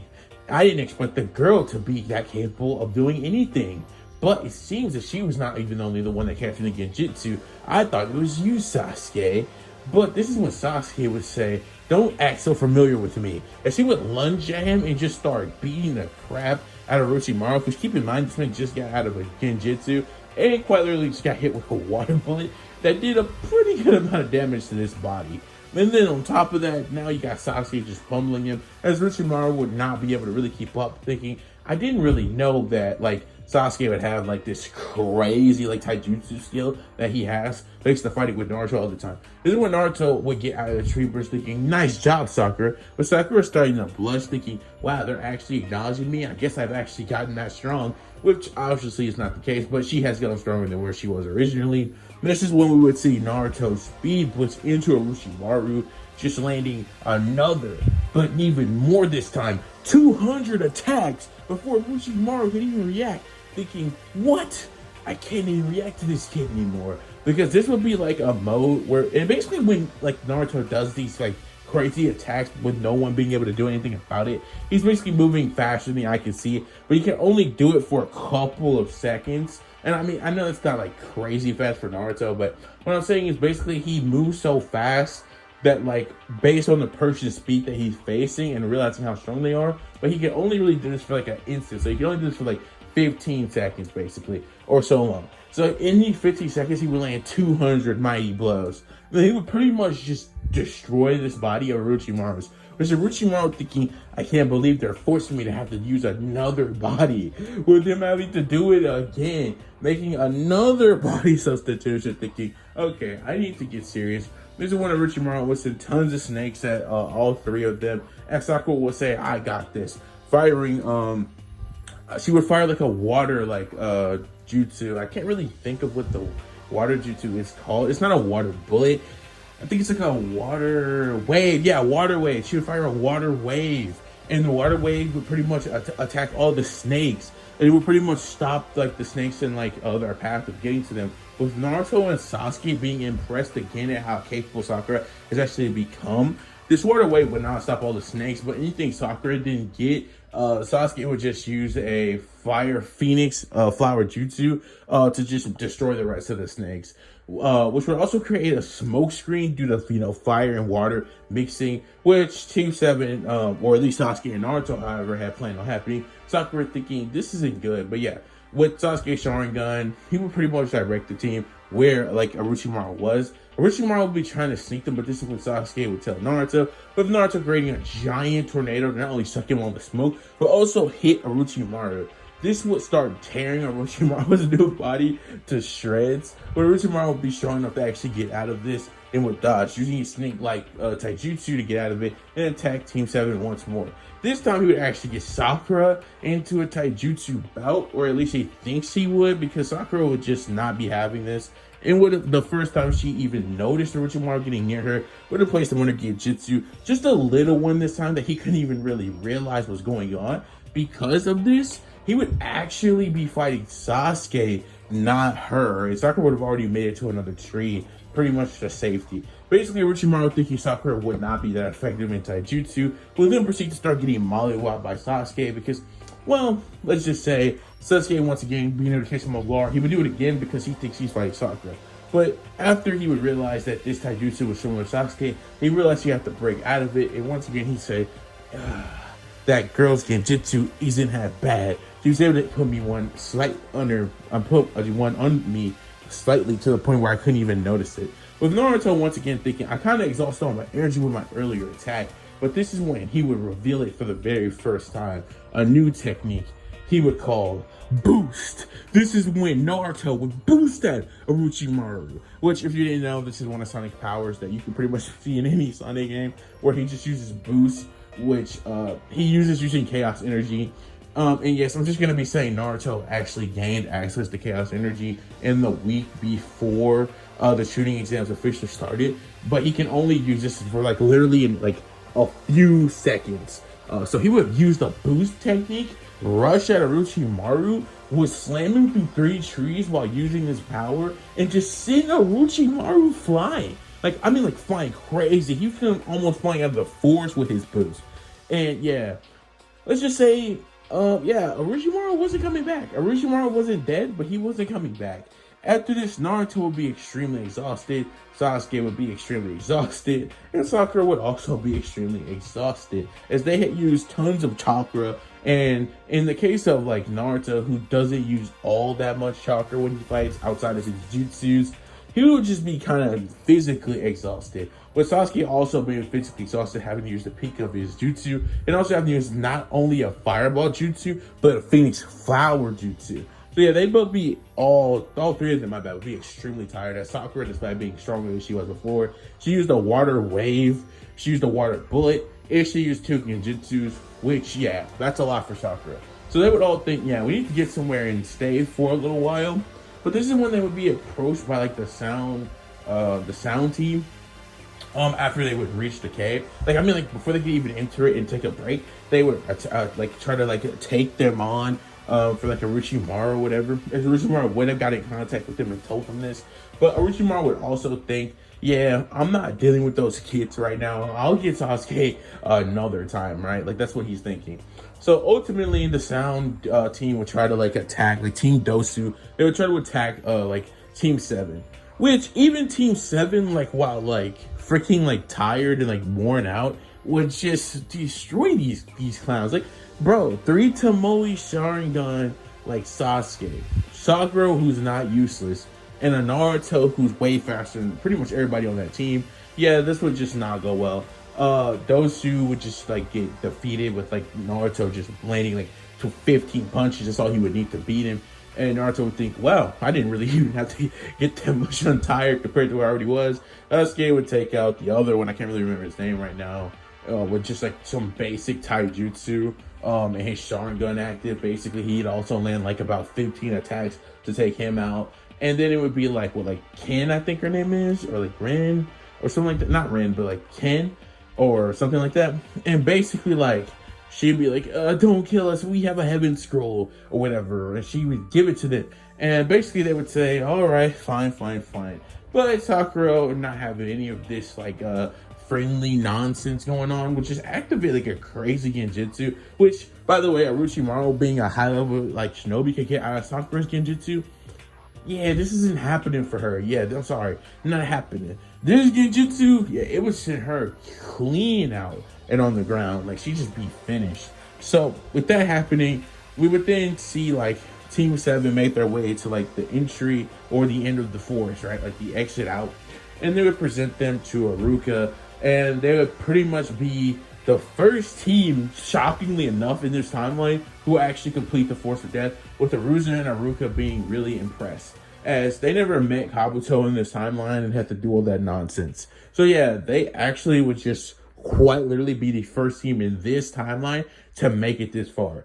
But of course, after accomplishing this task, they would then be told by Hiruzen that too many teams had passed. And so, with that being said, we would now have the beginning of the Chunin exams, where we would see the only interesting battles take place, with Sasuke not being one of them, as once again, 3 Tomoe, Sharingan Sasuke versus a guy who can barely take chakra, who had the curse mark, which he didn't get in this timeline, thanks to how well Team 7 actually did against Orochimaru, would have beat while he was hurting. Yeah, safe to say Sasuke would just mollywop this guy without even trying. He wouldn't even use a Sharingan for this guy, actually. So keep that in mind. And on top of that, we would see Naruto versus Kiba, with Kiba thinking, yeah, Naruto, I'm gonna show you for the love of Hinata, or whatever, because Kiba likes Hinata for some reason. Yeah, this was no, Naruto wouldn't have any of this. Before Kiba could even think, he would get slaughtered. He'd pretty much just get hit like 5 times, his pressure points get sent flying into a wall, and the announcer would call the match.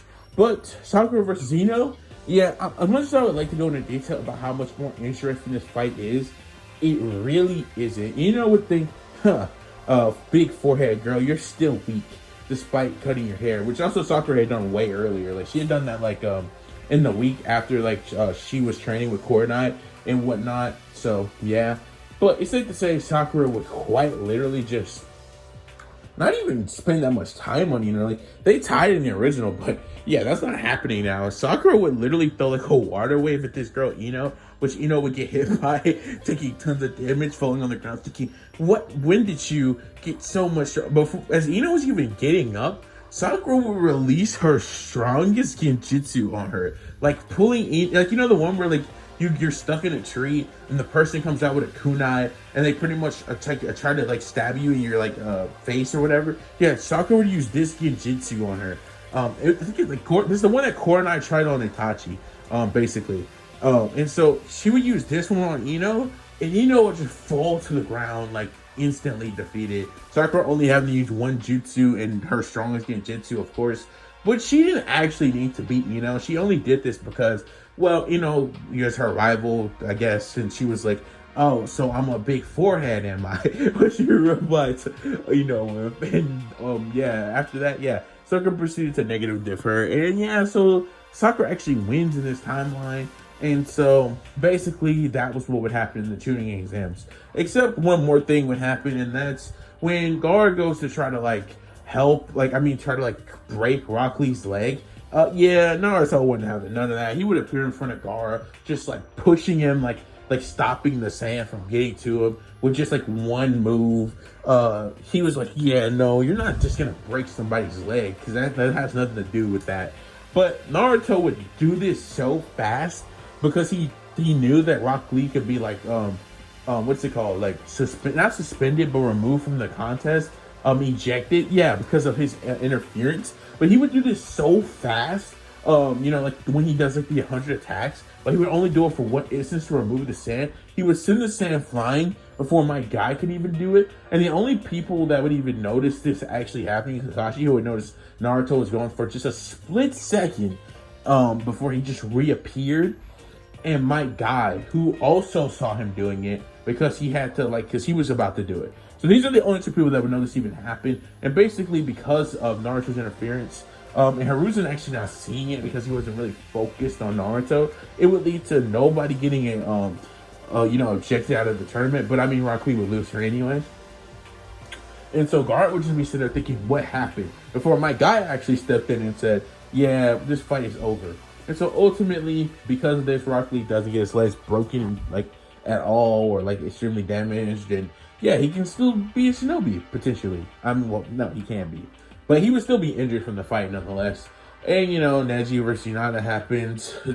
Actually, Sonic and his personality would actually get arguably just as, if not even more mad than he did in the original timeline, thinking, yeah, I'm not letting that slide, Neji, and yeah, I got you next time. Yeah, I got you next, So after all this would happen, we basically get to the 1 month training arc where Hiruzen would say, we'll finish this all up in a month. to see who can truly become tunings and all that good stuff. So as this would be happening, we would then get Kakashi training Sasuke. We would then get Sakura training with Kornai again, thinking I need to learn even more stuff from her. Also getting even better at her water release, learning even more water jutsu.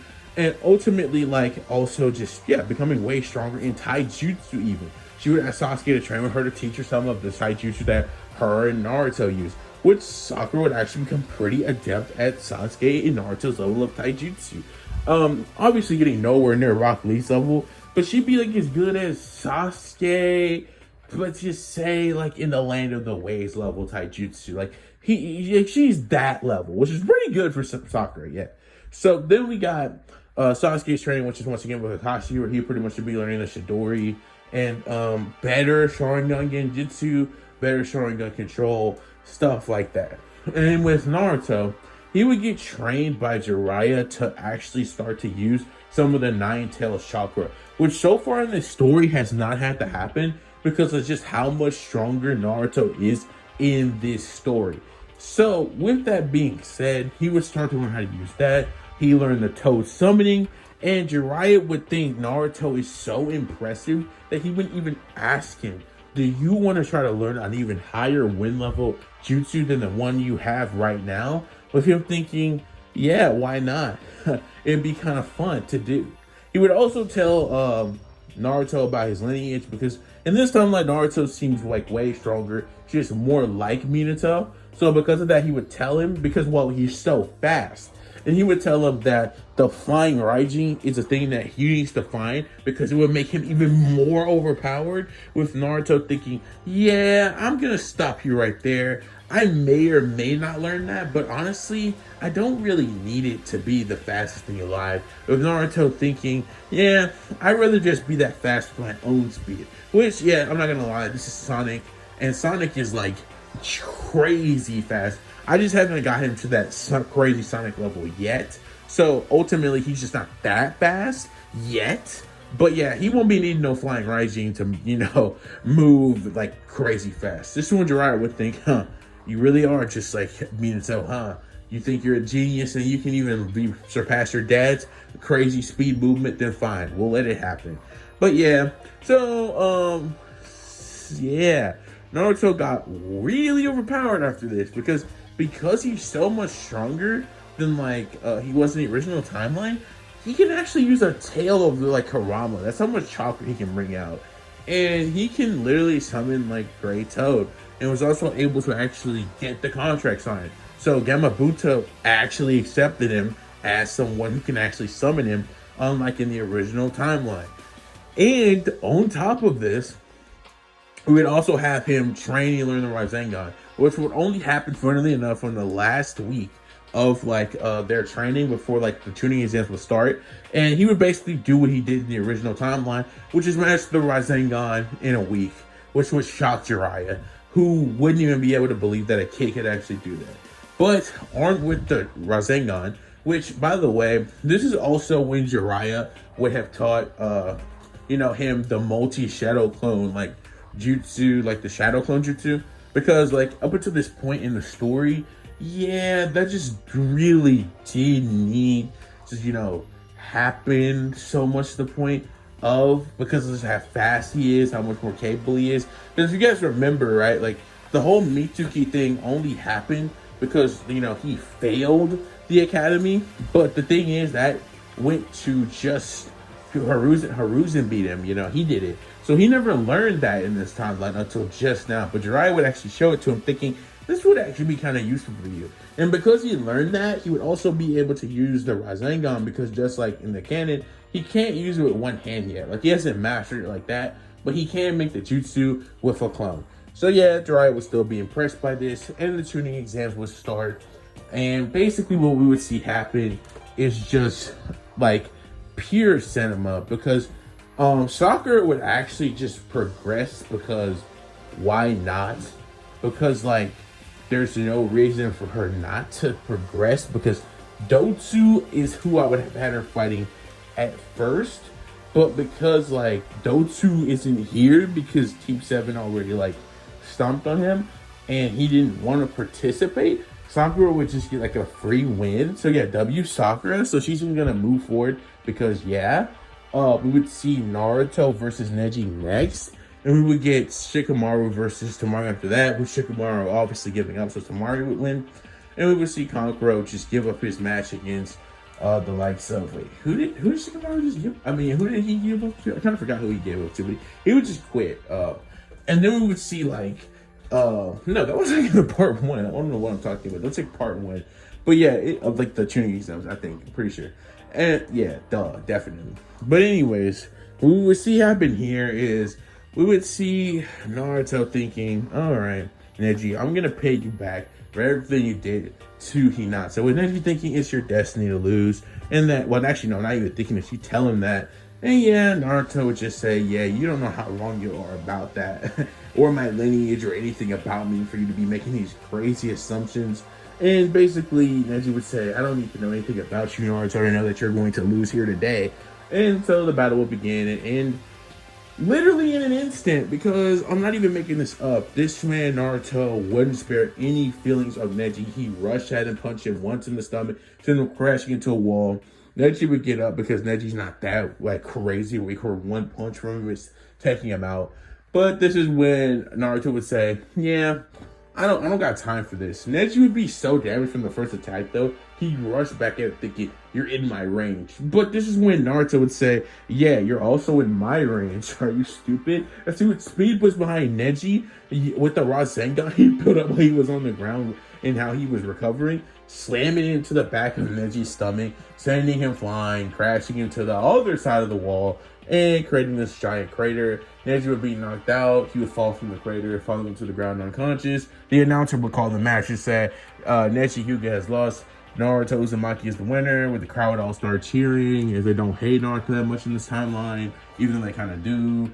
And ultimately, what ends up happening here is Naruto will be the winner. Very quick, very concise, really easy. And then we would see Sasuke versus Gaara, which, let's be real here, is going to go way different than in the original timeline, because here, yeah, Sasuke has 3 Tomoe, has high-level Genjutsu, 3 Tomoe level Genjutsu, has the Chidori, and also has the Phoenix Flower and Great Fireball and Fireball Jutsu. But yeah, Sasuke is he's pretty busted. So yeah, this fight would happen. Sasuke would pull out the Sharingan, and yeah, he would have also increased his speed. He would have learned. Actually, nah, I'm gonna be saying this because Sasuke would think, I need to learn those higher levels of speed that Lee was using. So actually, no, I kind of forgot to implement this into the story. But no, Sasuke would actually start learning the gates. Yeah, he would learn how to open the first and the second gate while he was training with Kakashi, because Kakashi could show him how to do it, and he did. So yeah, Sasuke would gain these as well. So yeah, this will make up for him not having the curse word, except it would be even better than that. So yeah, Sasuke busted. Sasuke would also, like I said before, be as equal or on par to like unweighted Lee, just because of training with Naruto. Which in the month actually did happen for about like 3 days, but because they were training with both Kakashi and Jiraiya, it wouldn't be able to last that long. So they would only get like 3 days of training in during that month. And ultimately, Sasuke would just be way faster than what like Gaara could even move. He'd actually be a little bit faster than that now, but not crazy much faster than that. But yeah, he'd be faster than weightless like Lee. So just slightly. So yeah, he would just start bodying Gaara, obviously, and Gaara would just make like the whole sand like armor thing with the ball, the sand ball. Or my bad, at least he would try to do that. But as soon as Sasuke sees Gaara trying to do this, he'd be like, what do you think you're on right now? He rushed at him, unleashed the first gate, smacked this dude with a spin kick across the face, sent him flying into a wall. Gaara would get out getting extremely upset and would actually start crashing out like way before this, because the kick would have actually drew some blood from Gaara's mouth, and Gaara would have his, is this my blood? It's my blood moment. And basically what would happen is he would start trying to transform into like it's the half Shikaku state. Yeah, but keyword, remember how I said try to do that? Or it would start happening. So yeah, you remember how I said Sasuke has high level like Sharingan Genjutsu, and like how all the Saiyan Shinobi would be thinking, oh yeah, it's about that time to start the whole event. Yeah, that's not happening. Sasuke would rush at Gaara, and no, not with a Chidori of 1,000 Earths. It would be like he would launch at him, and he would activate it. He would activate a high level 3 Tomoe Sharingan Genjutsu.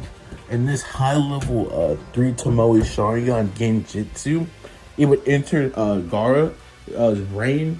And I'm not even gonna lie, like, you know, like when Sasuke in like Shippuden did to Naruto, where he like suppressed the Nine-Tailed Fox, he would enter like Gaara's mindscape. He would see like a freaking giant beast, and he would be thinking, okay, I see. So this is where you're getting your power from. Yeah, Sasuke being so much stronger than he was in the original timeline. Like, I'm not joking. He actually wouldn't even be scared of Shukaku. This man would quite literally proceed to suppress him.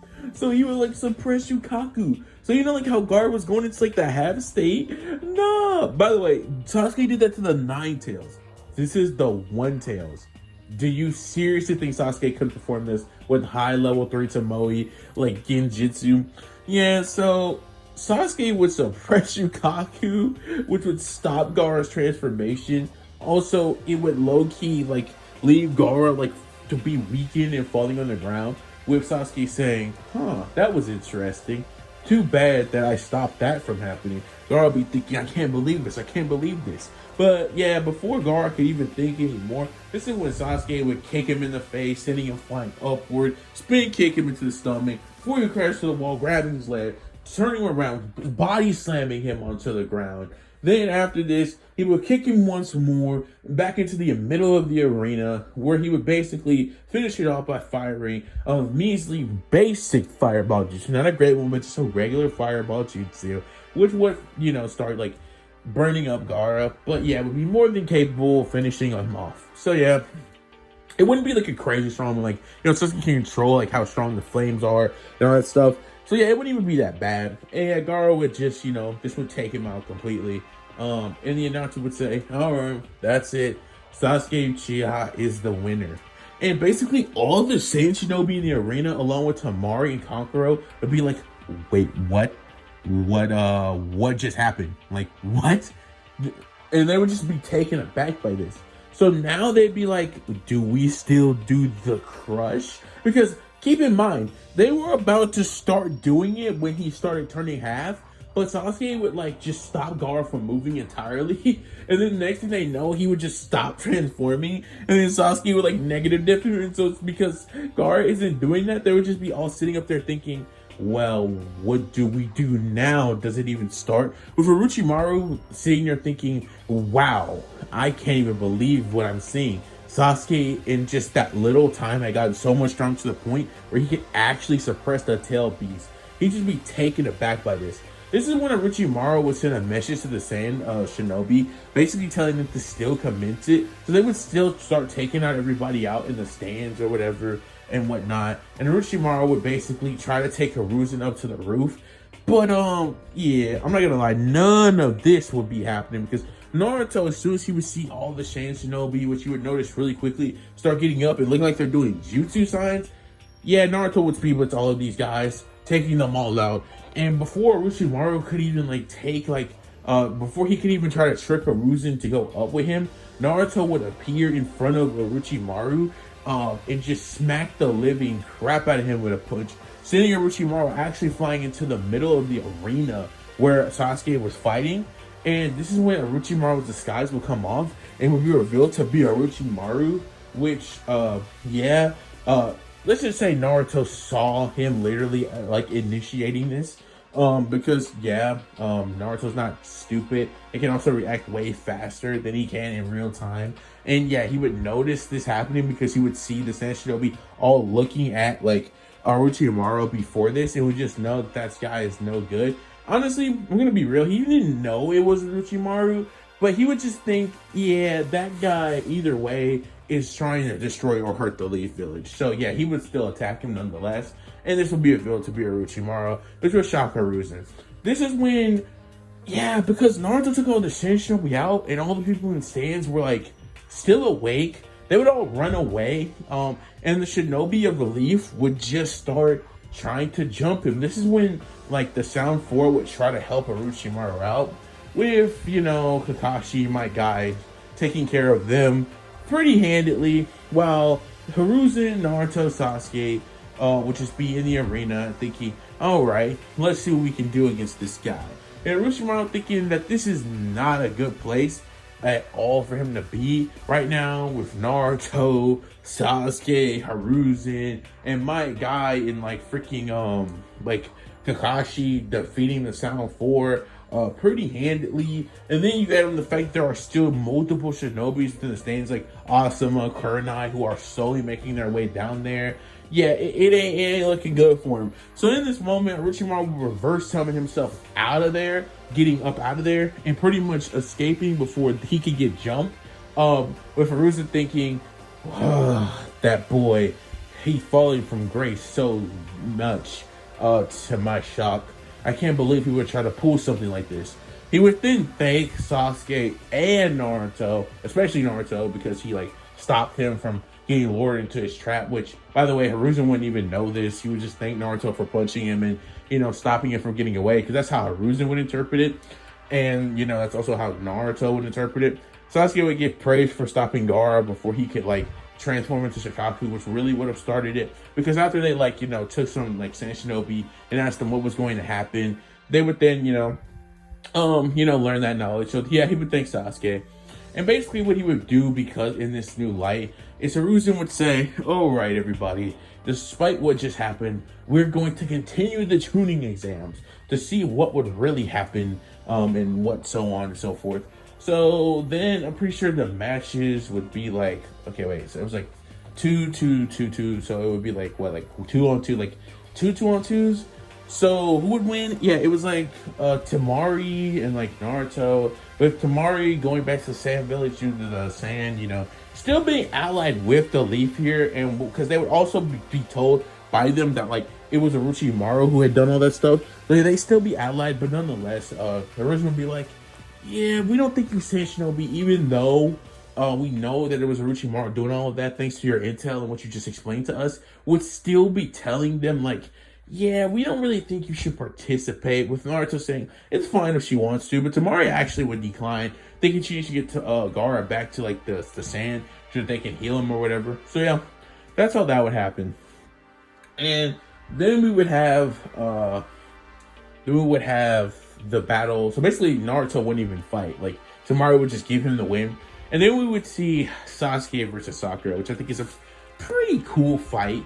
Would have been cooler than if it was that way. So what happens in this fight is Sasuke rushes at Sakura, being way faster than her. Actually, Sasuke would actually humor Sakura because, well, thanks to Sakura adopting her more Shippuden side much earlier, Sasuke would actually, not being so like annoying in his mindset, would actually start to respect and actually care about Sakura. So he wouldn't just like start watching her. In fact, he would give Sakura a chance to show off everything she can do. So obviously Sakura being the best with Genjutsu, learning even higher levels of it, learning higher water jutsu, she used a water wave, she used a water bullet, she would even try to use a water dragon, but this wouldn't really work at all, because yeah, she's not like that crazy with it. But she would try to form one and it would like not work because Sakura's not that crazy good, and little to her knowledge, she had drained most of her chakra reserves. And she'd be like, oh, wait a minute, I probably shouldn't have tried that. But she'd think, I have enough left to launch a Genjutsu. But she would think, frankly speaking, that would just be a dumb decision because she knows by now that Sasuke's Sharingan will literally break him out of that instantly because of how much high-level Genjutsu Sasuke's been learning with it. So she would think, okay, I have no choice but to quite literally just try to hit Sasuke in a vital area with the kunai to take him out. So Sakura would rush into a taijutsu bout with him. This one worked, but this is when Sakura would shock Sasuke with a water bullet close range, when Sasuke actually couldn't get out of the way up. And be in this moment that Sakura would actually almost hit Sasuke in like his side with the kunai, which would because Sakura had actually been learning also a little bit some medical stuff by reading some medical books. and stuff, like about Tsunade, which is kind of some foreshadowing. Where she would think that if I hit Sasuke here, it'll hit his nervous system, and it actually might just immobilize Sasuke, not like permanently leaving him like a sponge or something, I guess you could say, or he can't move at all. But yeah, it would paralyze him enough to take him out, so she would win the round. But yeah, Sasuke would stop playing around with Sakura when he realizes that she actually could take him out. He would kick her hand with the kunai, making her release it. He grabbed Sakura by the hand. He flipped Sakura over on the ground, and he pretty much just holds Sakura down in a state to like where like he's like covering her body, like like how wrestlers will be like 1, 2, 3 or whatever. So yeah, he just pretty much holds Sakura down and say, okay, Sakura, we both know that you can't win here, and we both know that you can't go any further. Not wanting to actually like hurt Sakura like crazy bad or deal any crazy damage to her or anything. He just do this and make Sakura admit defeat. But Sakura is saying, alright, I guess you're right. I tried my best, but I can't. My best wasn't enough. And Sakura would just accept defeat and forfeit to Sasuke. With Sasuke having tons of respect for Sakura, thinking if I wasn't as good as I was, she actually could have beat me, and actually have tons of respect for her. Naruto would have tons of respect for her, Kakashi would, and all the Konoha 12 students would as well, thinking Sakura has become way stronger than where she was in the academy, and just, giving Sakura her flowers. Sakura would be kind of sad she didn't do that well, but yeah, I mean, she didn't beat Sasuke. But ultimately, she'd be pretty impressed that she was able to actually do as well as she did. Not obviously knowing that Sasuke was holding back by a significant degree, but oh boy, would she find that out in this next match, because once again, we're going to have Naruto versus Sasuke again for the second time, which, if you wasn't aware, this is practically going to take the place of Naruto and Sasuke's battle in the Valley of the End, the part 1 to that at least, because that's not going to happen in this timeline, because Sasuke, I don't know if you realize this, Kakashi and Guy had just taken out the Sound 4 not literally that long ago because they tried to help Orochimaru. So they've been captured. Orochimaru reverse summoned himself up out of there. So yeah, he is not going to deal with Sasuke, and he has nobody to send after Sasuke, and Sasuke has no connection to him because once again, he never got the curse mark on Sasuke. So yeah, Sasuke just won't be leaving the village in this timeline. So I'm just telling you that right now. But ultimately, Sasuke and Naruto went into the arena and said, well, let's see how much farther we've gotten since our last bout in the academy, they would both say. And they would both say, yeah, you're my rival after all. Let's see how far you can go.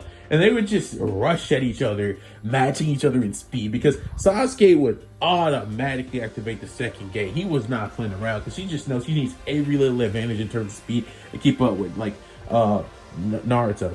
But Naruto would just be thinking, all right, let's see what I can do. So he would just start firing. Like, he fires like 3 wind blades at Sasuke. Sasuke would dodge all of them pretty handily. Naruto thinking, why did Sasuke so much faster than he normally is? Or even when we were training for those 3 days, I know there was still tons of time for him to get stronger, but this is kind of absurd, he would think. But yeah, using the second gate, Sasuke would just start trying his very best to do some taijutsu with Sasuke, with Naruto, but he would just ultimately start getting overwhelmed by bit, because Naruto is just still faster than him very comfortably. And this is when Naruto would use a drop kick and drop kick Sasuke in the face, which would send Sasuke crashing into the ground.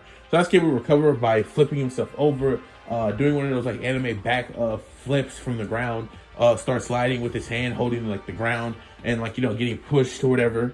After like what Rock Lee does after he finishes the primary lotus, basically one of those. And then he would then rush at Naruto once more, trying to do something in terms of taijutsu, knowing that his jutsu really wouldn't be that effective because Naruto would probably just dodge most of it, as his jutsu are kind of just linear attacks. But this is when Sasuke would have been thinking over the time to pull out his kunai with the things on it, like the string or whatever. He would pull those out in an instant, covering Naruto's body, because he would do this up close. He would like kick off of Naruto's arm, then unleash these kunais and shuriken that have these strings on him, pretty much tying up Naruto so he couldn't run, and saying, "Ha! I finally got you, Naruto." And he would fire a Phoenix Flower bomb jutsu through these like cords, like he does at Orochimaru in Canon, and it would just release this gigantic fire explosion that would actually leave everybody thinking that Sasuke won in this instant, thinking, yes, I finally beat you, Naruto. But it would be in this instance that it would actually be discovered that that Naruto that Sasuke had actually got up in chain was actually just a shadow clone. As the real Naruto would appear behind Sasuke out of the ground and would then proceed to spin kick him in the face, sending Sasuke flying into the wall. Sasuke would think, but how did you... This is when Naruto will reveal he actually created a wind clone much earlier into the fight that... he created a wind clone much earlier in the fight that already went under the ground, and he had actually got Sasuke with a surprisingly very low genjutsu to the point that not even his Sharingan could really detect it. Sasuke would think, how did I not notice this? Dang it! I was so caught up in battling Naruto and Taijutsu that I let something as fragile as a little weak genjutsu catch me off guard. And he would get upset by this because of how foolish he was to allow this to happen. And ultimately, because of this, he would rush at Naruto. Naruto quickly putting Sasuke in his place, I guess, because, he should know by now that's not going to work. So what he would do is he would just 1, 2, 3, 4, 5, 6, 7, 8, 9, 10 combo this man in his face, stomach, arms, beside, just sending him crashing once more back into the wall. But it wouldn't make a crater. It just send him flying into the wall with him rushing in with a boost attack, down smashing him through the wall, almost completely through it.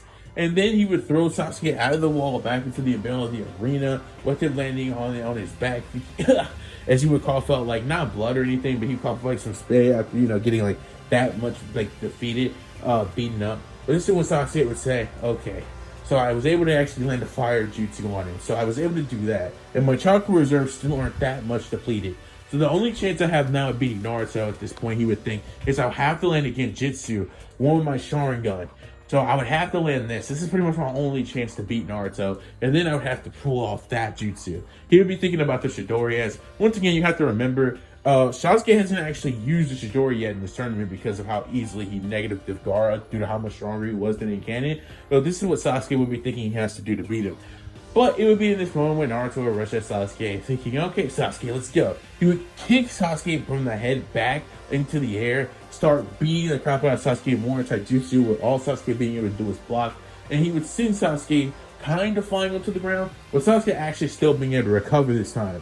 Sasuke would then start fighting Shuriken and Kunai and Naruto, trying to keep him away long enough for him to figure out how he's going to land this ninjutsu. But Sasuke actually being able to concoct a plan. He would do what he did when they first ever fought in the academy. He would think, oh, okay, I know what I'll do. I'll fire a fireball, makes Naruto dodge, and he'll fall for it again. And then once I do that, if he doesn't fall for it, I'll fire another jutsu at him.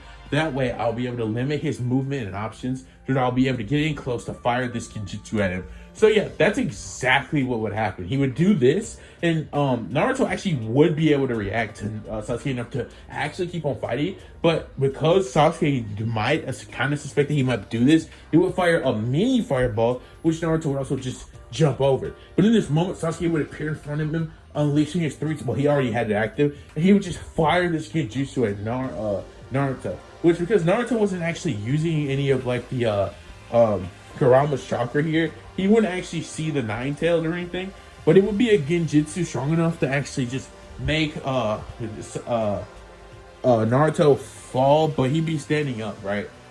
He would come down from it, pretty much fall. And this is when Sasuke would run up the wall. He would start making the hand sign for the Chidori, 1,000 birds. And he'd say, okay, Naruto, you're pretty impressive. But now that I got you, you can steal. I'll end this now. So Sasuke would start rushing at Naruto from the top of the stadium with his Chidori. When, out of nowhere, in Naruto's mindscape, Kurama would actually tell him, actually liking Naruto a little bit more in this timeline because of his Sonic personality, being so cool, bringing the best out of others. And obviously, this wouldn't be the first time Kurama... I mean, Naruto's like that in the regular timeline, but it's just he has a little bit more of a liking to him here. So Kurama would actually tell Naruto that he's in a genjutsu, and that I'm just gonna, for this one time, break you out of it, because I actually am enjoying what I'm seeing. He's liking this fight between him and Sasuke. It's pretty cool. So ultimately, he would break Naruto out of the genjutsu, but Naruto thinking, wait, what? What happened? Then he sees Sasuke rushing down from the wall, and he'd be like, "Oh, I do not have time." He would actually be like shocked because he'd be like, "How fast Sasuke's moving off this wall." Sasuke would have already been on the ground, like making his way to Naruto while he was still like confused and unsure what was going on. The only thing he could do in this moment would just be to activate the nine tails like chakra. Like he would grab the one tails, which he also didn't use in like its negative because he did negative so bad. Of everybody going like, "Whoa, what's that power?" At this point, everybody in the stadium would just be like shocked and screaming and cheering because they're like, "What is going on? This battle is so high level. This is like a Jonin level battle." Which Naruto and like Sasuke low-key at this point are like definitely like Jonis, like for sure at this point. Like they're way like into that Jonin level tier, and they both need to be coming at like each other because Naruto would form like the Vermilion Rasengan. Yeah, he formed the Vermilion Rasengan because yeah, he's in the one tail cloak, but he can actually control it. So he just uses one hand to do this, but he rushes at Sasuke. But Sasuke using you know, the same Chidori because it's not the first one, so it's not like a dark one, or I mean the Onyx one. So yeah, they rush at each other, and he throws the Chidori at Naruto, and Naruto throws his Rasengan at him. But Haruza thinking this is way too crazy and too shocking. With Kashi thinking that these two type of jutsus are strong enough to destroy their arms. And Kashi's not fast enough to react to stop them from clashing. And the two attacks, they would clash with each other, creating a gigantic explosion within the middle of the arena. It would leave everybody shocked at themselves and beside themselves with this crazy clash between these two shinobis. But ultimately, it will be revealed, the winner, because we would see that the arena was pretty much destroyed. The announcer had to get back into the stadium because of how much destructive force these two were emitting, and we would see it. Sasuke Uchiha thrown into the wall, defeated, and unconscious, with the only one standing up being that of Naruto Uzumaki, with also Sasuke pretty much being pretty bloodied at this point, considering they just clashed two extremely high powerful jutsu. And then Kakashi would rush down there, get Sasuke, and say, we're pretty much rush down there, check on Sasuke. As the announcer would say, the winner of the shooting exams is Naruto Uzumaki. But Hiruzen immediately congratulating Naruto, saying he was impressed by his performance. While Kakashi taking Sasuke, but before Sasuke could go, Sasuke would say, "Huh, I still can't beat you, I see. And to think, you had even more power that I didn't know about." Naruto would start smirking and laughing, telling Sasuke he performed really well and he got way stronger than he expected, with Sasuke ultimately getting taken by Kakashi to a hospital to get healed, with Hiruzen waiting about a couple of days after congratulating Naruto for winning the tuning exams, with the rest of the crowd cheering and all that good stuff. But this is when we would see it. We would see a lot of people being called to Hiruzen's office. We'd see Sakura, Sasuke, Naruto, and Shikamaru all being called to the Hokage office, where Hiruzen would say, "Okay, so I'm gonna level with you, Naruto and Sasuke specifically. You two demonstrated in the tuning exams that you guys are like Jonin level, but because I can't let you guys just instantly become Jonin, you're still gonna have to climb up the ranks just a little bit more. But I will acknowledge you as the strongest tuning we have in the village, which you demonstrated during the tuning exams was unbelievable." But then he would say, for Sakura Hardnow, your genjutsu and willingness to think in combat and skill has overall won me over. I'll be also turning you into a tuning. With Sakura getting excited, thinking, "Really? I'm going to become a tuning? I can't believe it." With Shikamaru thinking, "So does that mean I'm also going to be a tuning?" And he would say, "Yeah, Shikamaru, for your intelligence and skill, you have to become a tuning. And as for you, Naruto and Sasuke, you'll be wearing a tuning vest for now, but I'll be looking at you to determine when it'll be the right time to give you the tuning vest, considering you already have the power of one." But this is when they would all be turned into tunings. Hiruzen would congratulate them, and Kakashi would be there because, well, most of his team was there. Like, no, actually, scratch that. His whole team was there becoming tuning. So he would just be there thinking, "Wow, I'm so impressed by all three of you. You guys not only did really well in the tuning exams, all three of you, but you, Naruto and Sasuke, you single-handedly got to, stop the crush of the leaf." He wouldn't say the crystal leaf, but he would say, "You stopped the Orochimaru," basically, because that's about as far as that knowledge goes. And he would tell Sakura he's even more impressed because he would think when he first saw her, he didn't think Sakura would be much of anything, but she's become quite the splendid shinobi. With both Naruto and Sasuke agreeing and congratulating Sakura when she would start blushing and say thank you, and I have a long ways to go if I'm still going to catch up to any of you, as she would say. As this is when Kakashi would pretty much let the team go away, and this is when we would actually see Jiraiya come into the village, and he would have a conversation with Hiruzen about Orochimaru's appearance and so on and so forth. And he would, have a good conversation about this. But Jiraiya would be there to actually tell Hiruzen about the Akatsuki, as if it wasn't clear, in this timeline, the search for Tsunade arc is about to take place, but the Sasuke retrieval arc isn't going to happen. So this is when Jiraiya would start telling him about the Akatsuki. So this is when this would start to happen. We would then see Jiraiya find Naruto, and he would tell him to come on. We're going to go find Tsunade so she can come into the village. Because the reason why they would want this to happen is because Hiruzen would tell Jiraiya that he's getting older and like he needs to probably retire or something. So yeah, by telling him that, this is when we would see them both go out to go retrieve Tsunade. They'd be gone for about a week. In this time, Naruto would learn how to use even more tail power from the 9 tails, gaining it up to 2 at this point. This is all Naruto would really do outside of getting faster and stronger and whatever. It actually started to develop his own other technique, but we'll get to that if we ever see it.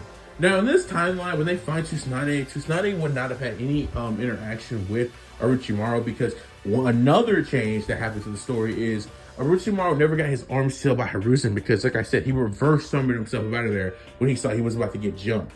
So yeah, that had no time to happen. So with that being said, we would then see Tsunade just talk with Jiraiya and them, with Tsunade once again disrespecting Yokage, Naruto having none of that, just like the original timeline. Tsunade would say, well, what do you think you're gonna do, little kid? You have a problem with the way I say things, and how about you do something about it? And Naruto would say, sure, how about we have a quick battle? If I win, you come back to the leaf. If I lose, you get all the money in my my little froggy. And Tsunade would think, this is like a great bet. Yeah. But Tsunade and them would go outside, and Jiraiya's thinking, I don't care how strong you are, Naruto. There's no way you're about to beat Tsunade because she's like a Sonic. But yeah, Naruto would pretty much like confirm, yeah, he was definitely going to beat her, with Tsunade saying, yeah, nice try, kid. And so they would then begin an incredible battle. But yeah, I ain't gonna lie though, not really, because the first thing Tsunade would do would just be to create a crater in the wall, which being so ridiculously fast, Naruto already know he would catch Tsunade off guard with this. So he would just rush at her with the Rasengan in his hand that he would have crafted in a few seconds. And Tsunade would just be taken aback thinking, the Rasengan, but how? And then in that instant, Naruto would just slam this into her. Like he just slammed this into her chest. Like, I mean, sending Tsunade flying out of there. Because, kid you not, this man Naruto started off with the Kurama chakra. Like, he was already, like, gaining chakra from Kurama because he knew he would need a lot to take down a Sani in one attack. Because this is what he was really trying to go for, or to deal as much damage as possible. This was into Tsunade flying backwards into, I think a building. Yeah, they were fighting with buildings. This was sitting into a building. Tsunade would be extremely mad because Tsunade was drugged already. So this would actually deal her a lot of damage. She'd be woozy and whatnot. She'd think, oh, you little brat. So you tried to like hoodwink me because you're this strong. I would never have guessed it. And so fast. Tsunade would then rush at Naruto and trying to land one of her strong punches. But I'm not here to say Tsunade's slow because it's not true. But her fighting style, yeah, it's not good for fighting someone as fast as Naruto. I'm not going to lie to you. So Naruto would just dodge her because you got to remember, Tsunade's not even at full strength right now because she's kind of like, well, she's not sober, she's drunk. So Naruto's taking advantage of this, landing blow after blow after blow after blow. Because like after Tsunade swings, she let herself crazy open do this. So he just lands blow after blow after blow after blow until Tsunade just starts to just not be able to take them anymore, despite how strong she is. So she would just start wincing a little bit with putting a knee on the ground, being like, I can't believe I'm struggling to beat you. It shouldn't be happening. This is when he would reveal his new technique he's been working on after he would burst that Tsunade, making a great attack into like her chest, sending her flying.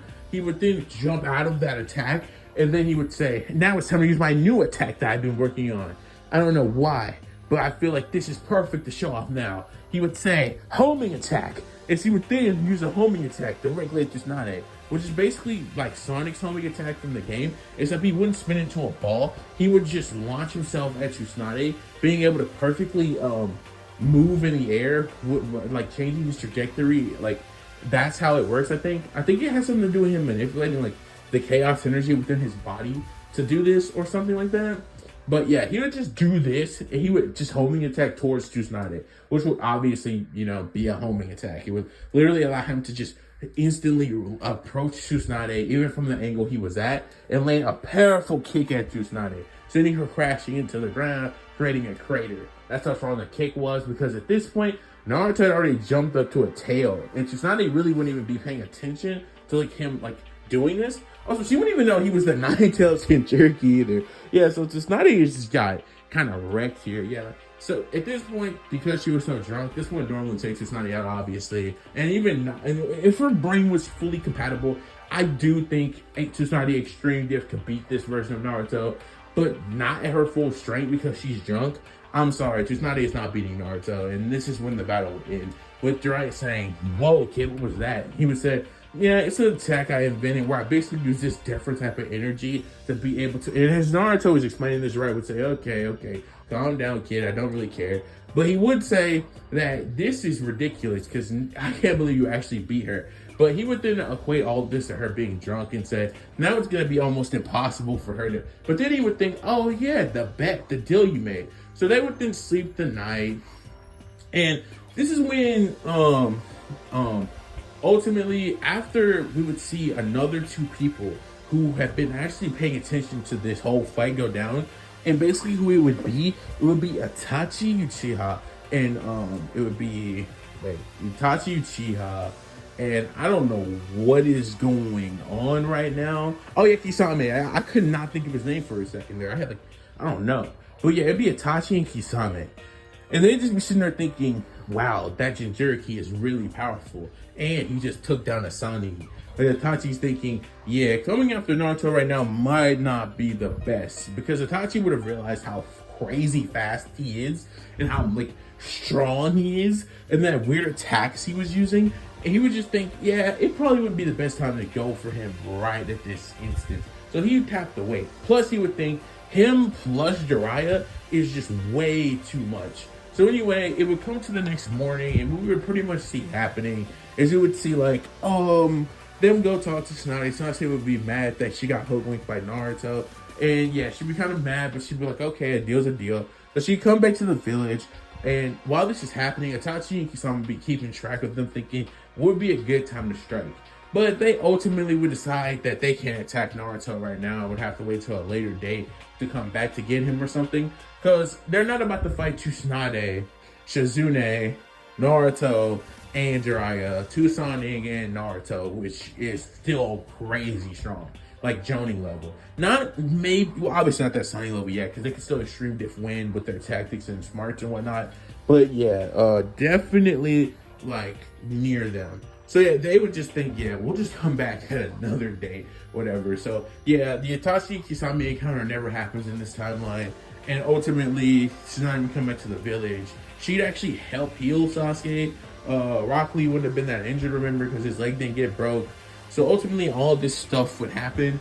And ultimately, because all this stuff happens, Tsunade would relieve Hiruzen of his duties. Hiruzen would retire. And ultimately, Jiraiya would come and tell Naruto that they're about to go on a little bit of a training. So that's what they do. They tell Tsunade that he would take him for a training exhibition for 2 or 3 years. And this is when we would have it, the time skip, with Sasuke staying in the village once again because, Orochimaru actually had 0 ties to Sasuke this time. And Sasuke getting so much stronger thanks to Naruto's training and Kakashi's training would think, yeah, there's so many more gates and other things I can learn here that I could definitely get stronger in the village. So I have no reason to leave. So this is when we would get the time skip. And this is when we get a change of scenes. Now, I know this is going to sound kind of wild, But this is actually where I'm gonna be ending the what if in general. So we'll actually do one final change of scenes, and I'll quickly explain this. So in the final change of scenes, after the time skip, we would see that everybody in the village would be okay.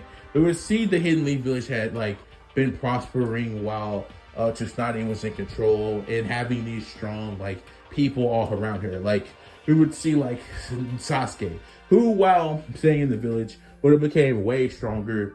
He would have learned, he would actually have gained the Mangekyo Sharingan at this point after like he would have fought Itachi, which would happen after the 3-year time skip.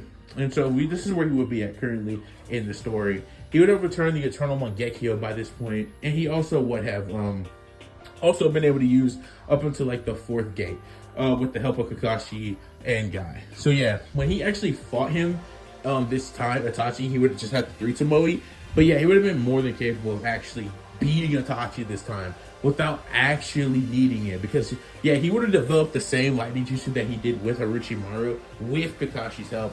It would have actually been more versed with the Sharingan. So yeah, not gonna lie, Sasuke became way stronger. But anyways, he would have beat Itachi, learned the truth, and he would have pretty much had no problem killing Danzo. Which I'll explain. Tsunade wouldn't have really agreed with this, but Naruto would have vouched for Sasuke and would have told her everything. Which Tsunade saying, yeah, look, we need to get rid of Danzo. As far as the rest of the Akatsuki and how they impact the story, yeah, they don't do that. Because over the 3-year time skip, we would find out that Naruto had pretty much reached Sonic's top speed. He had been able to go as fast as, I'm not going to use power scaling terms here because I don't want to explain them, but we'll just say he is faster than time itself. We'll just say he's gotten to that speed level of Sonic's. And being this fast, he would find all the Akatsuki, taking them all out, which, by the way, he would have perfected the Rasengan when he was with Jiraiya learning the Rasen Shuriken. He would have also been so strong to the point where he could have beaten Kurama. So they would have like a beautiful little chat. And Kurama acknowledging that Naruto could probably beat him at this point and just take his chakra. But actually having a liking to Naruto, he would decide they would become partners. So because of that, he would unlock KCM and all that good stuff. In this timeline, Naruto doesn't learn Sage Mode because he doesn't really think he needs it. And he doesn't. As he just negative dips the Akatsuki before they can even get really started. It would actually be kind of crazy thanks to Jiraiya's intel. So yeah, with Tsunade's orders, Naruto just takes care of them. Obito's the only real challenge, but let's be honest, Minato beat Obito because of speed. So what do you think Naruto's gonna do with KCM, Sonic's abilities, and moving faster than time? No, he's destroying Obito. So yeah, none of that Kaguya stuff happens. The world is saved. And yeah, it just kind of stays like this pretty much because yeah, the Akatsuki being the main like antagonist of the story get taken out very easily by Naruto, just going on multiple missions to do so. And so yeah, this will be where we finally see it. It would be like we're gonna do like a 10-year time skip. We would see Konoha still thriving in success. We would see everything going well for everyone. Sasuke would have accepted and moved on from Itachi after defeating him and avenging him, and wouldn't still be an Avenger or feel like going on a path. So he would actually start a family with Sakura, you know, which makes a little bit more sense because they got closer in this what if than it really felt like in the original timeline story. All of this would take place and they would have kids. Eventually, Naruto would actually realize that the girl for him was Hinata Hyuga. Because, well, you know, all that stuff like in canon happens with the last eventually taking place, but I'm not covering that. So, yeah, have fun with that. And so they would have kids, and his name would be like Baruto or something, and you have another kid named Himawari or something. I don't know, I don't watch that. But yeah, so all of that would happen, and basically we would see it. Naruto standing at the top of Konoha thinking, I guess I could become the Hokage. But then he would think, nah, I'm good. And this is when we just see the final image of this what if, the final scene. We would see Naruto getting ready to go on a run. When out of nowhere, a giant ring would come out of literally nowhere and open up to this giant portal. Or actually, my bad, a ring portal would open up in front of Naruto with someone coming out by the name of Miles Tails Power, saying, "So it's you. I can't believe it. Sonic, I finally found you," he would say. But Naruto, not being Sonic, would literally say, "What do you mean, Sonic?" And he would say, "No, I see. You're not him. But you remind me so much of him. I can't believe it." Also, by the way, I didn't say this, but Naruto actually kind of looks like Sonic, even though he's not a hedgehog. He basically looks like Sonic, but without being a hedgehog. And he would think, well, that's kind of crazy. And after talking to him, he'd think even more that he's like him. But he would just think, okay, sorry for the disconnect. But he would say that he's sensing tons of chaos energy coming from him, and that's why he thought he had finally found Sonic. Because he's looking for Sonic because something's going crazy in their world. Naruto would ask this question to Tails and ask, why was he even looking for this Sonic guy? He would tell him why, and he would say, well then, how about I help you, little buddy? And Tails would think, are you sure you're not Sonic? And Sonic would say, no, I'm not. I'm not Sonic. I mean, Naruto would say, no, I'm not Sonic. But he would agree to help. This is when in the final image of this what if, we would see Naruto smiling and laughing as he goes off to face another new challenge with Miles Tails Power as they both entered the rain portal and it would close. And with that closing, we would also close this what if, as this would be the end to the what if movie.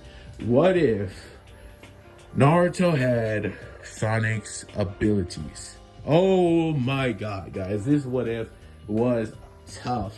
It was incredible to make, man. I enjoyed this what if very much. I know a lot of y'all might think, why not actually cover the Shippuden stuff? But I've actually stated this, never actually stated this on this channel, but I stated this all my time spent on YouTube. I do not like the Shippuden side of Naruto. So I didn't really care to cover it. And considering Naruto by that point in the story would have just done what I said he would do, there was no point in continuing it. So yeah, with that being said, this is going to be the end of the movie. If you guys did enjoy, be sure to leave a like, comment, share, subscribe. This was halfway scripted, or at least the beginning part was, so about 2 to 3 pages. So subscribe just for that. And if you did enjoy the what if, I'm happy because that's what I make these for. And without further ado, I'll be getting out of here. Thanks, and have a nice day, guys. Deuces, and until the next what if.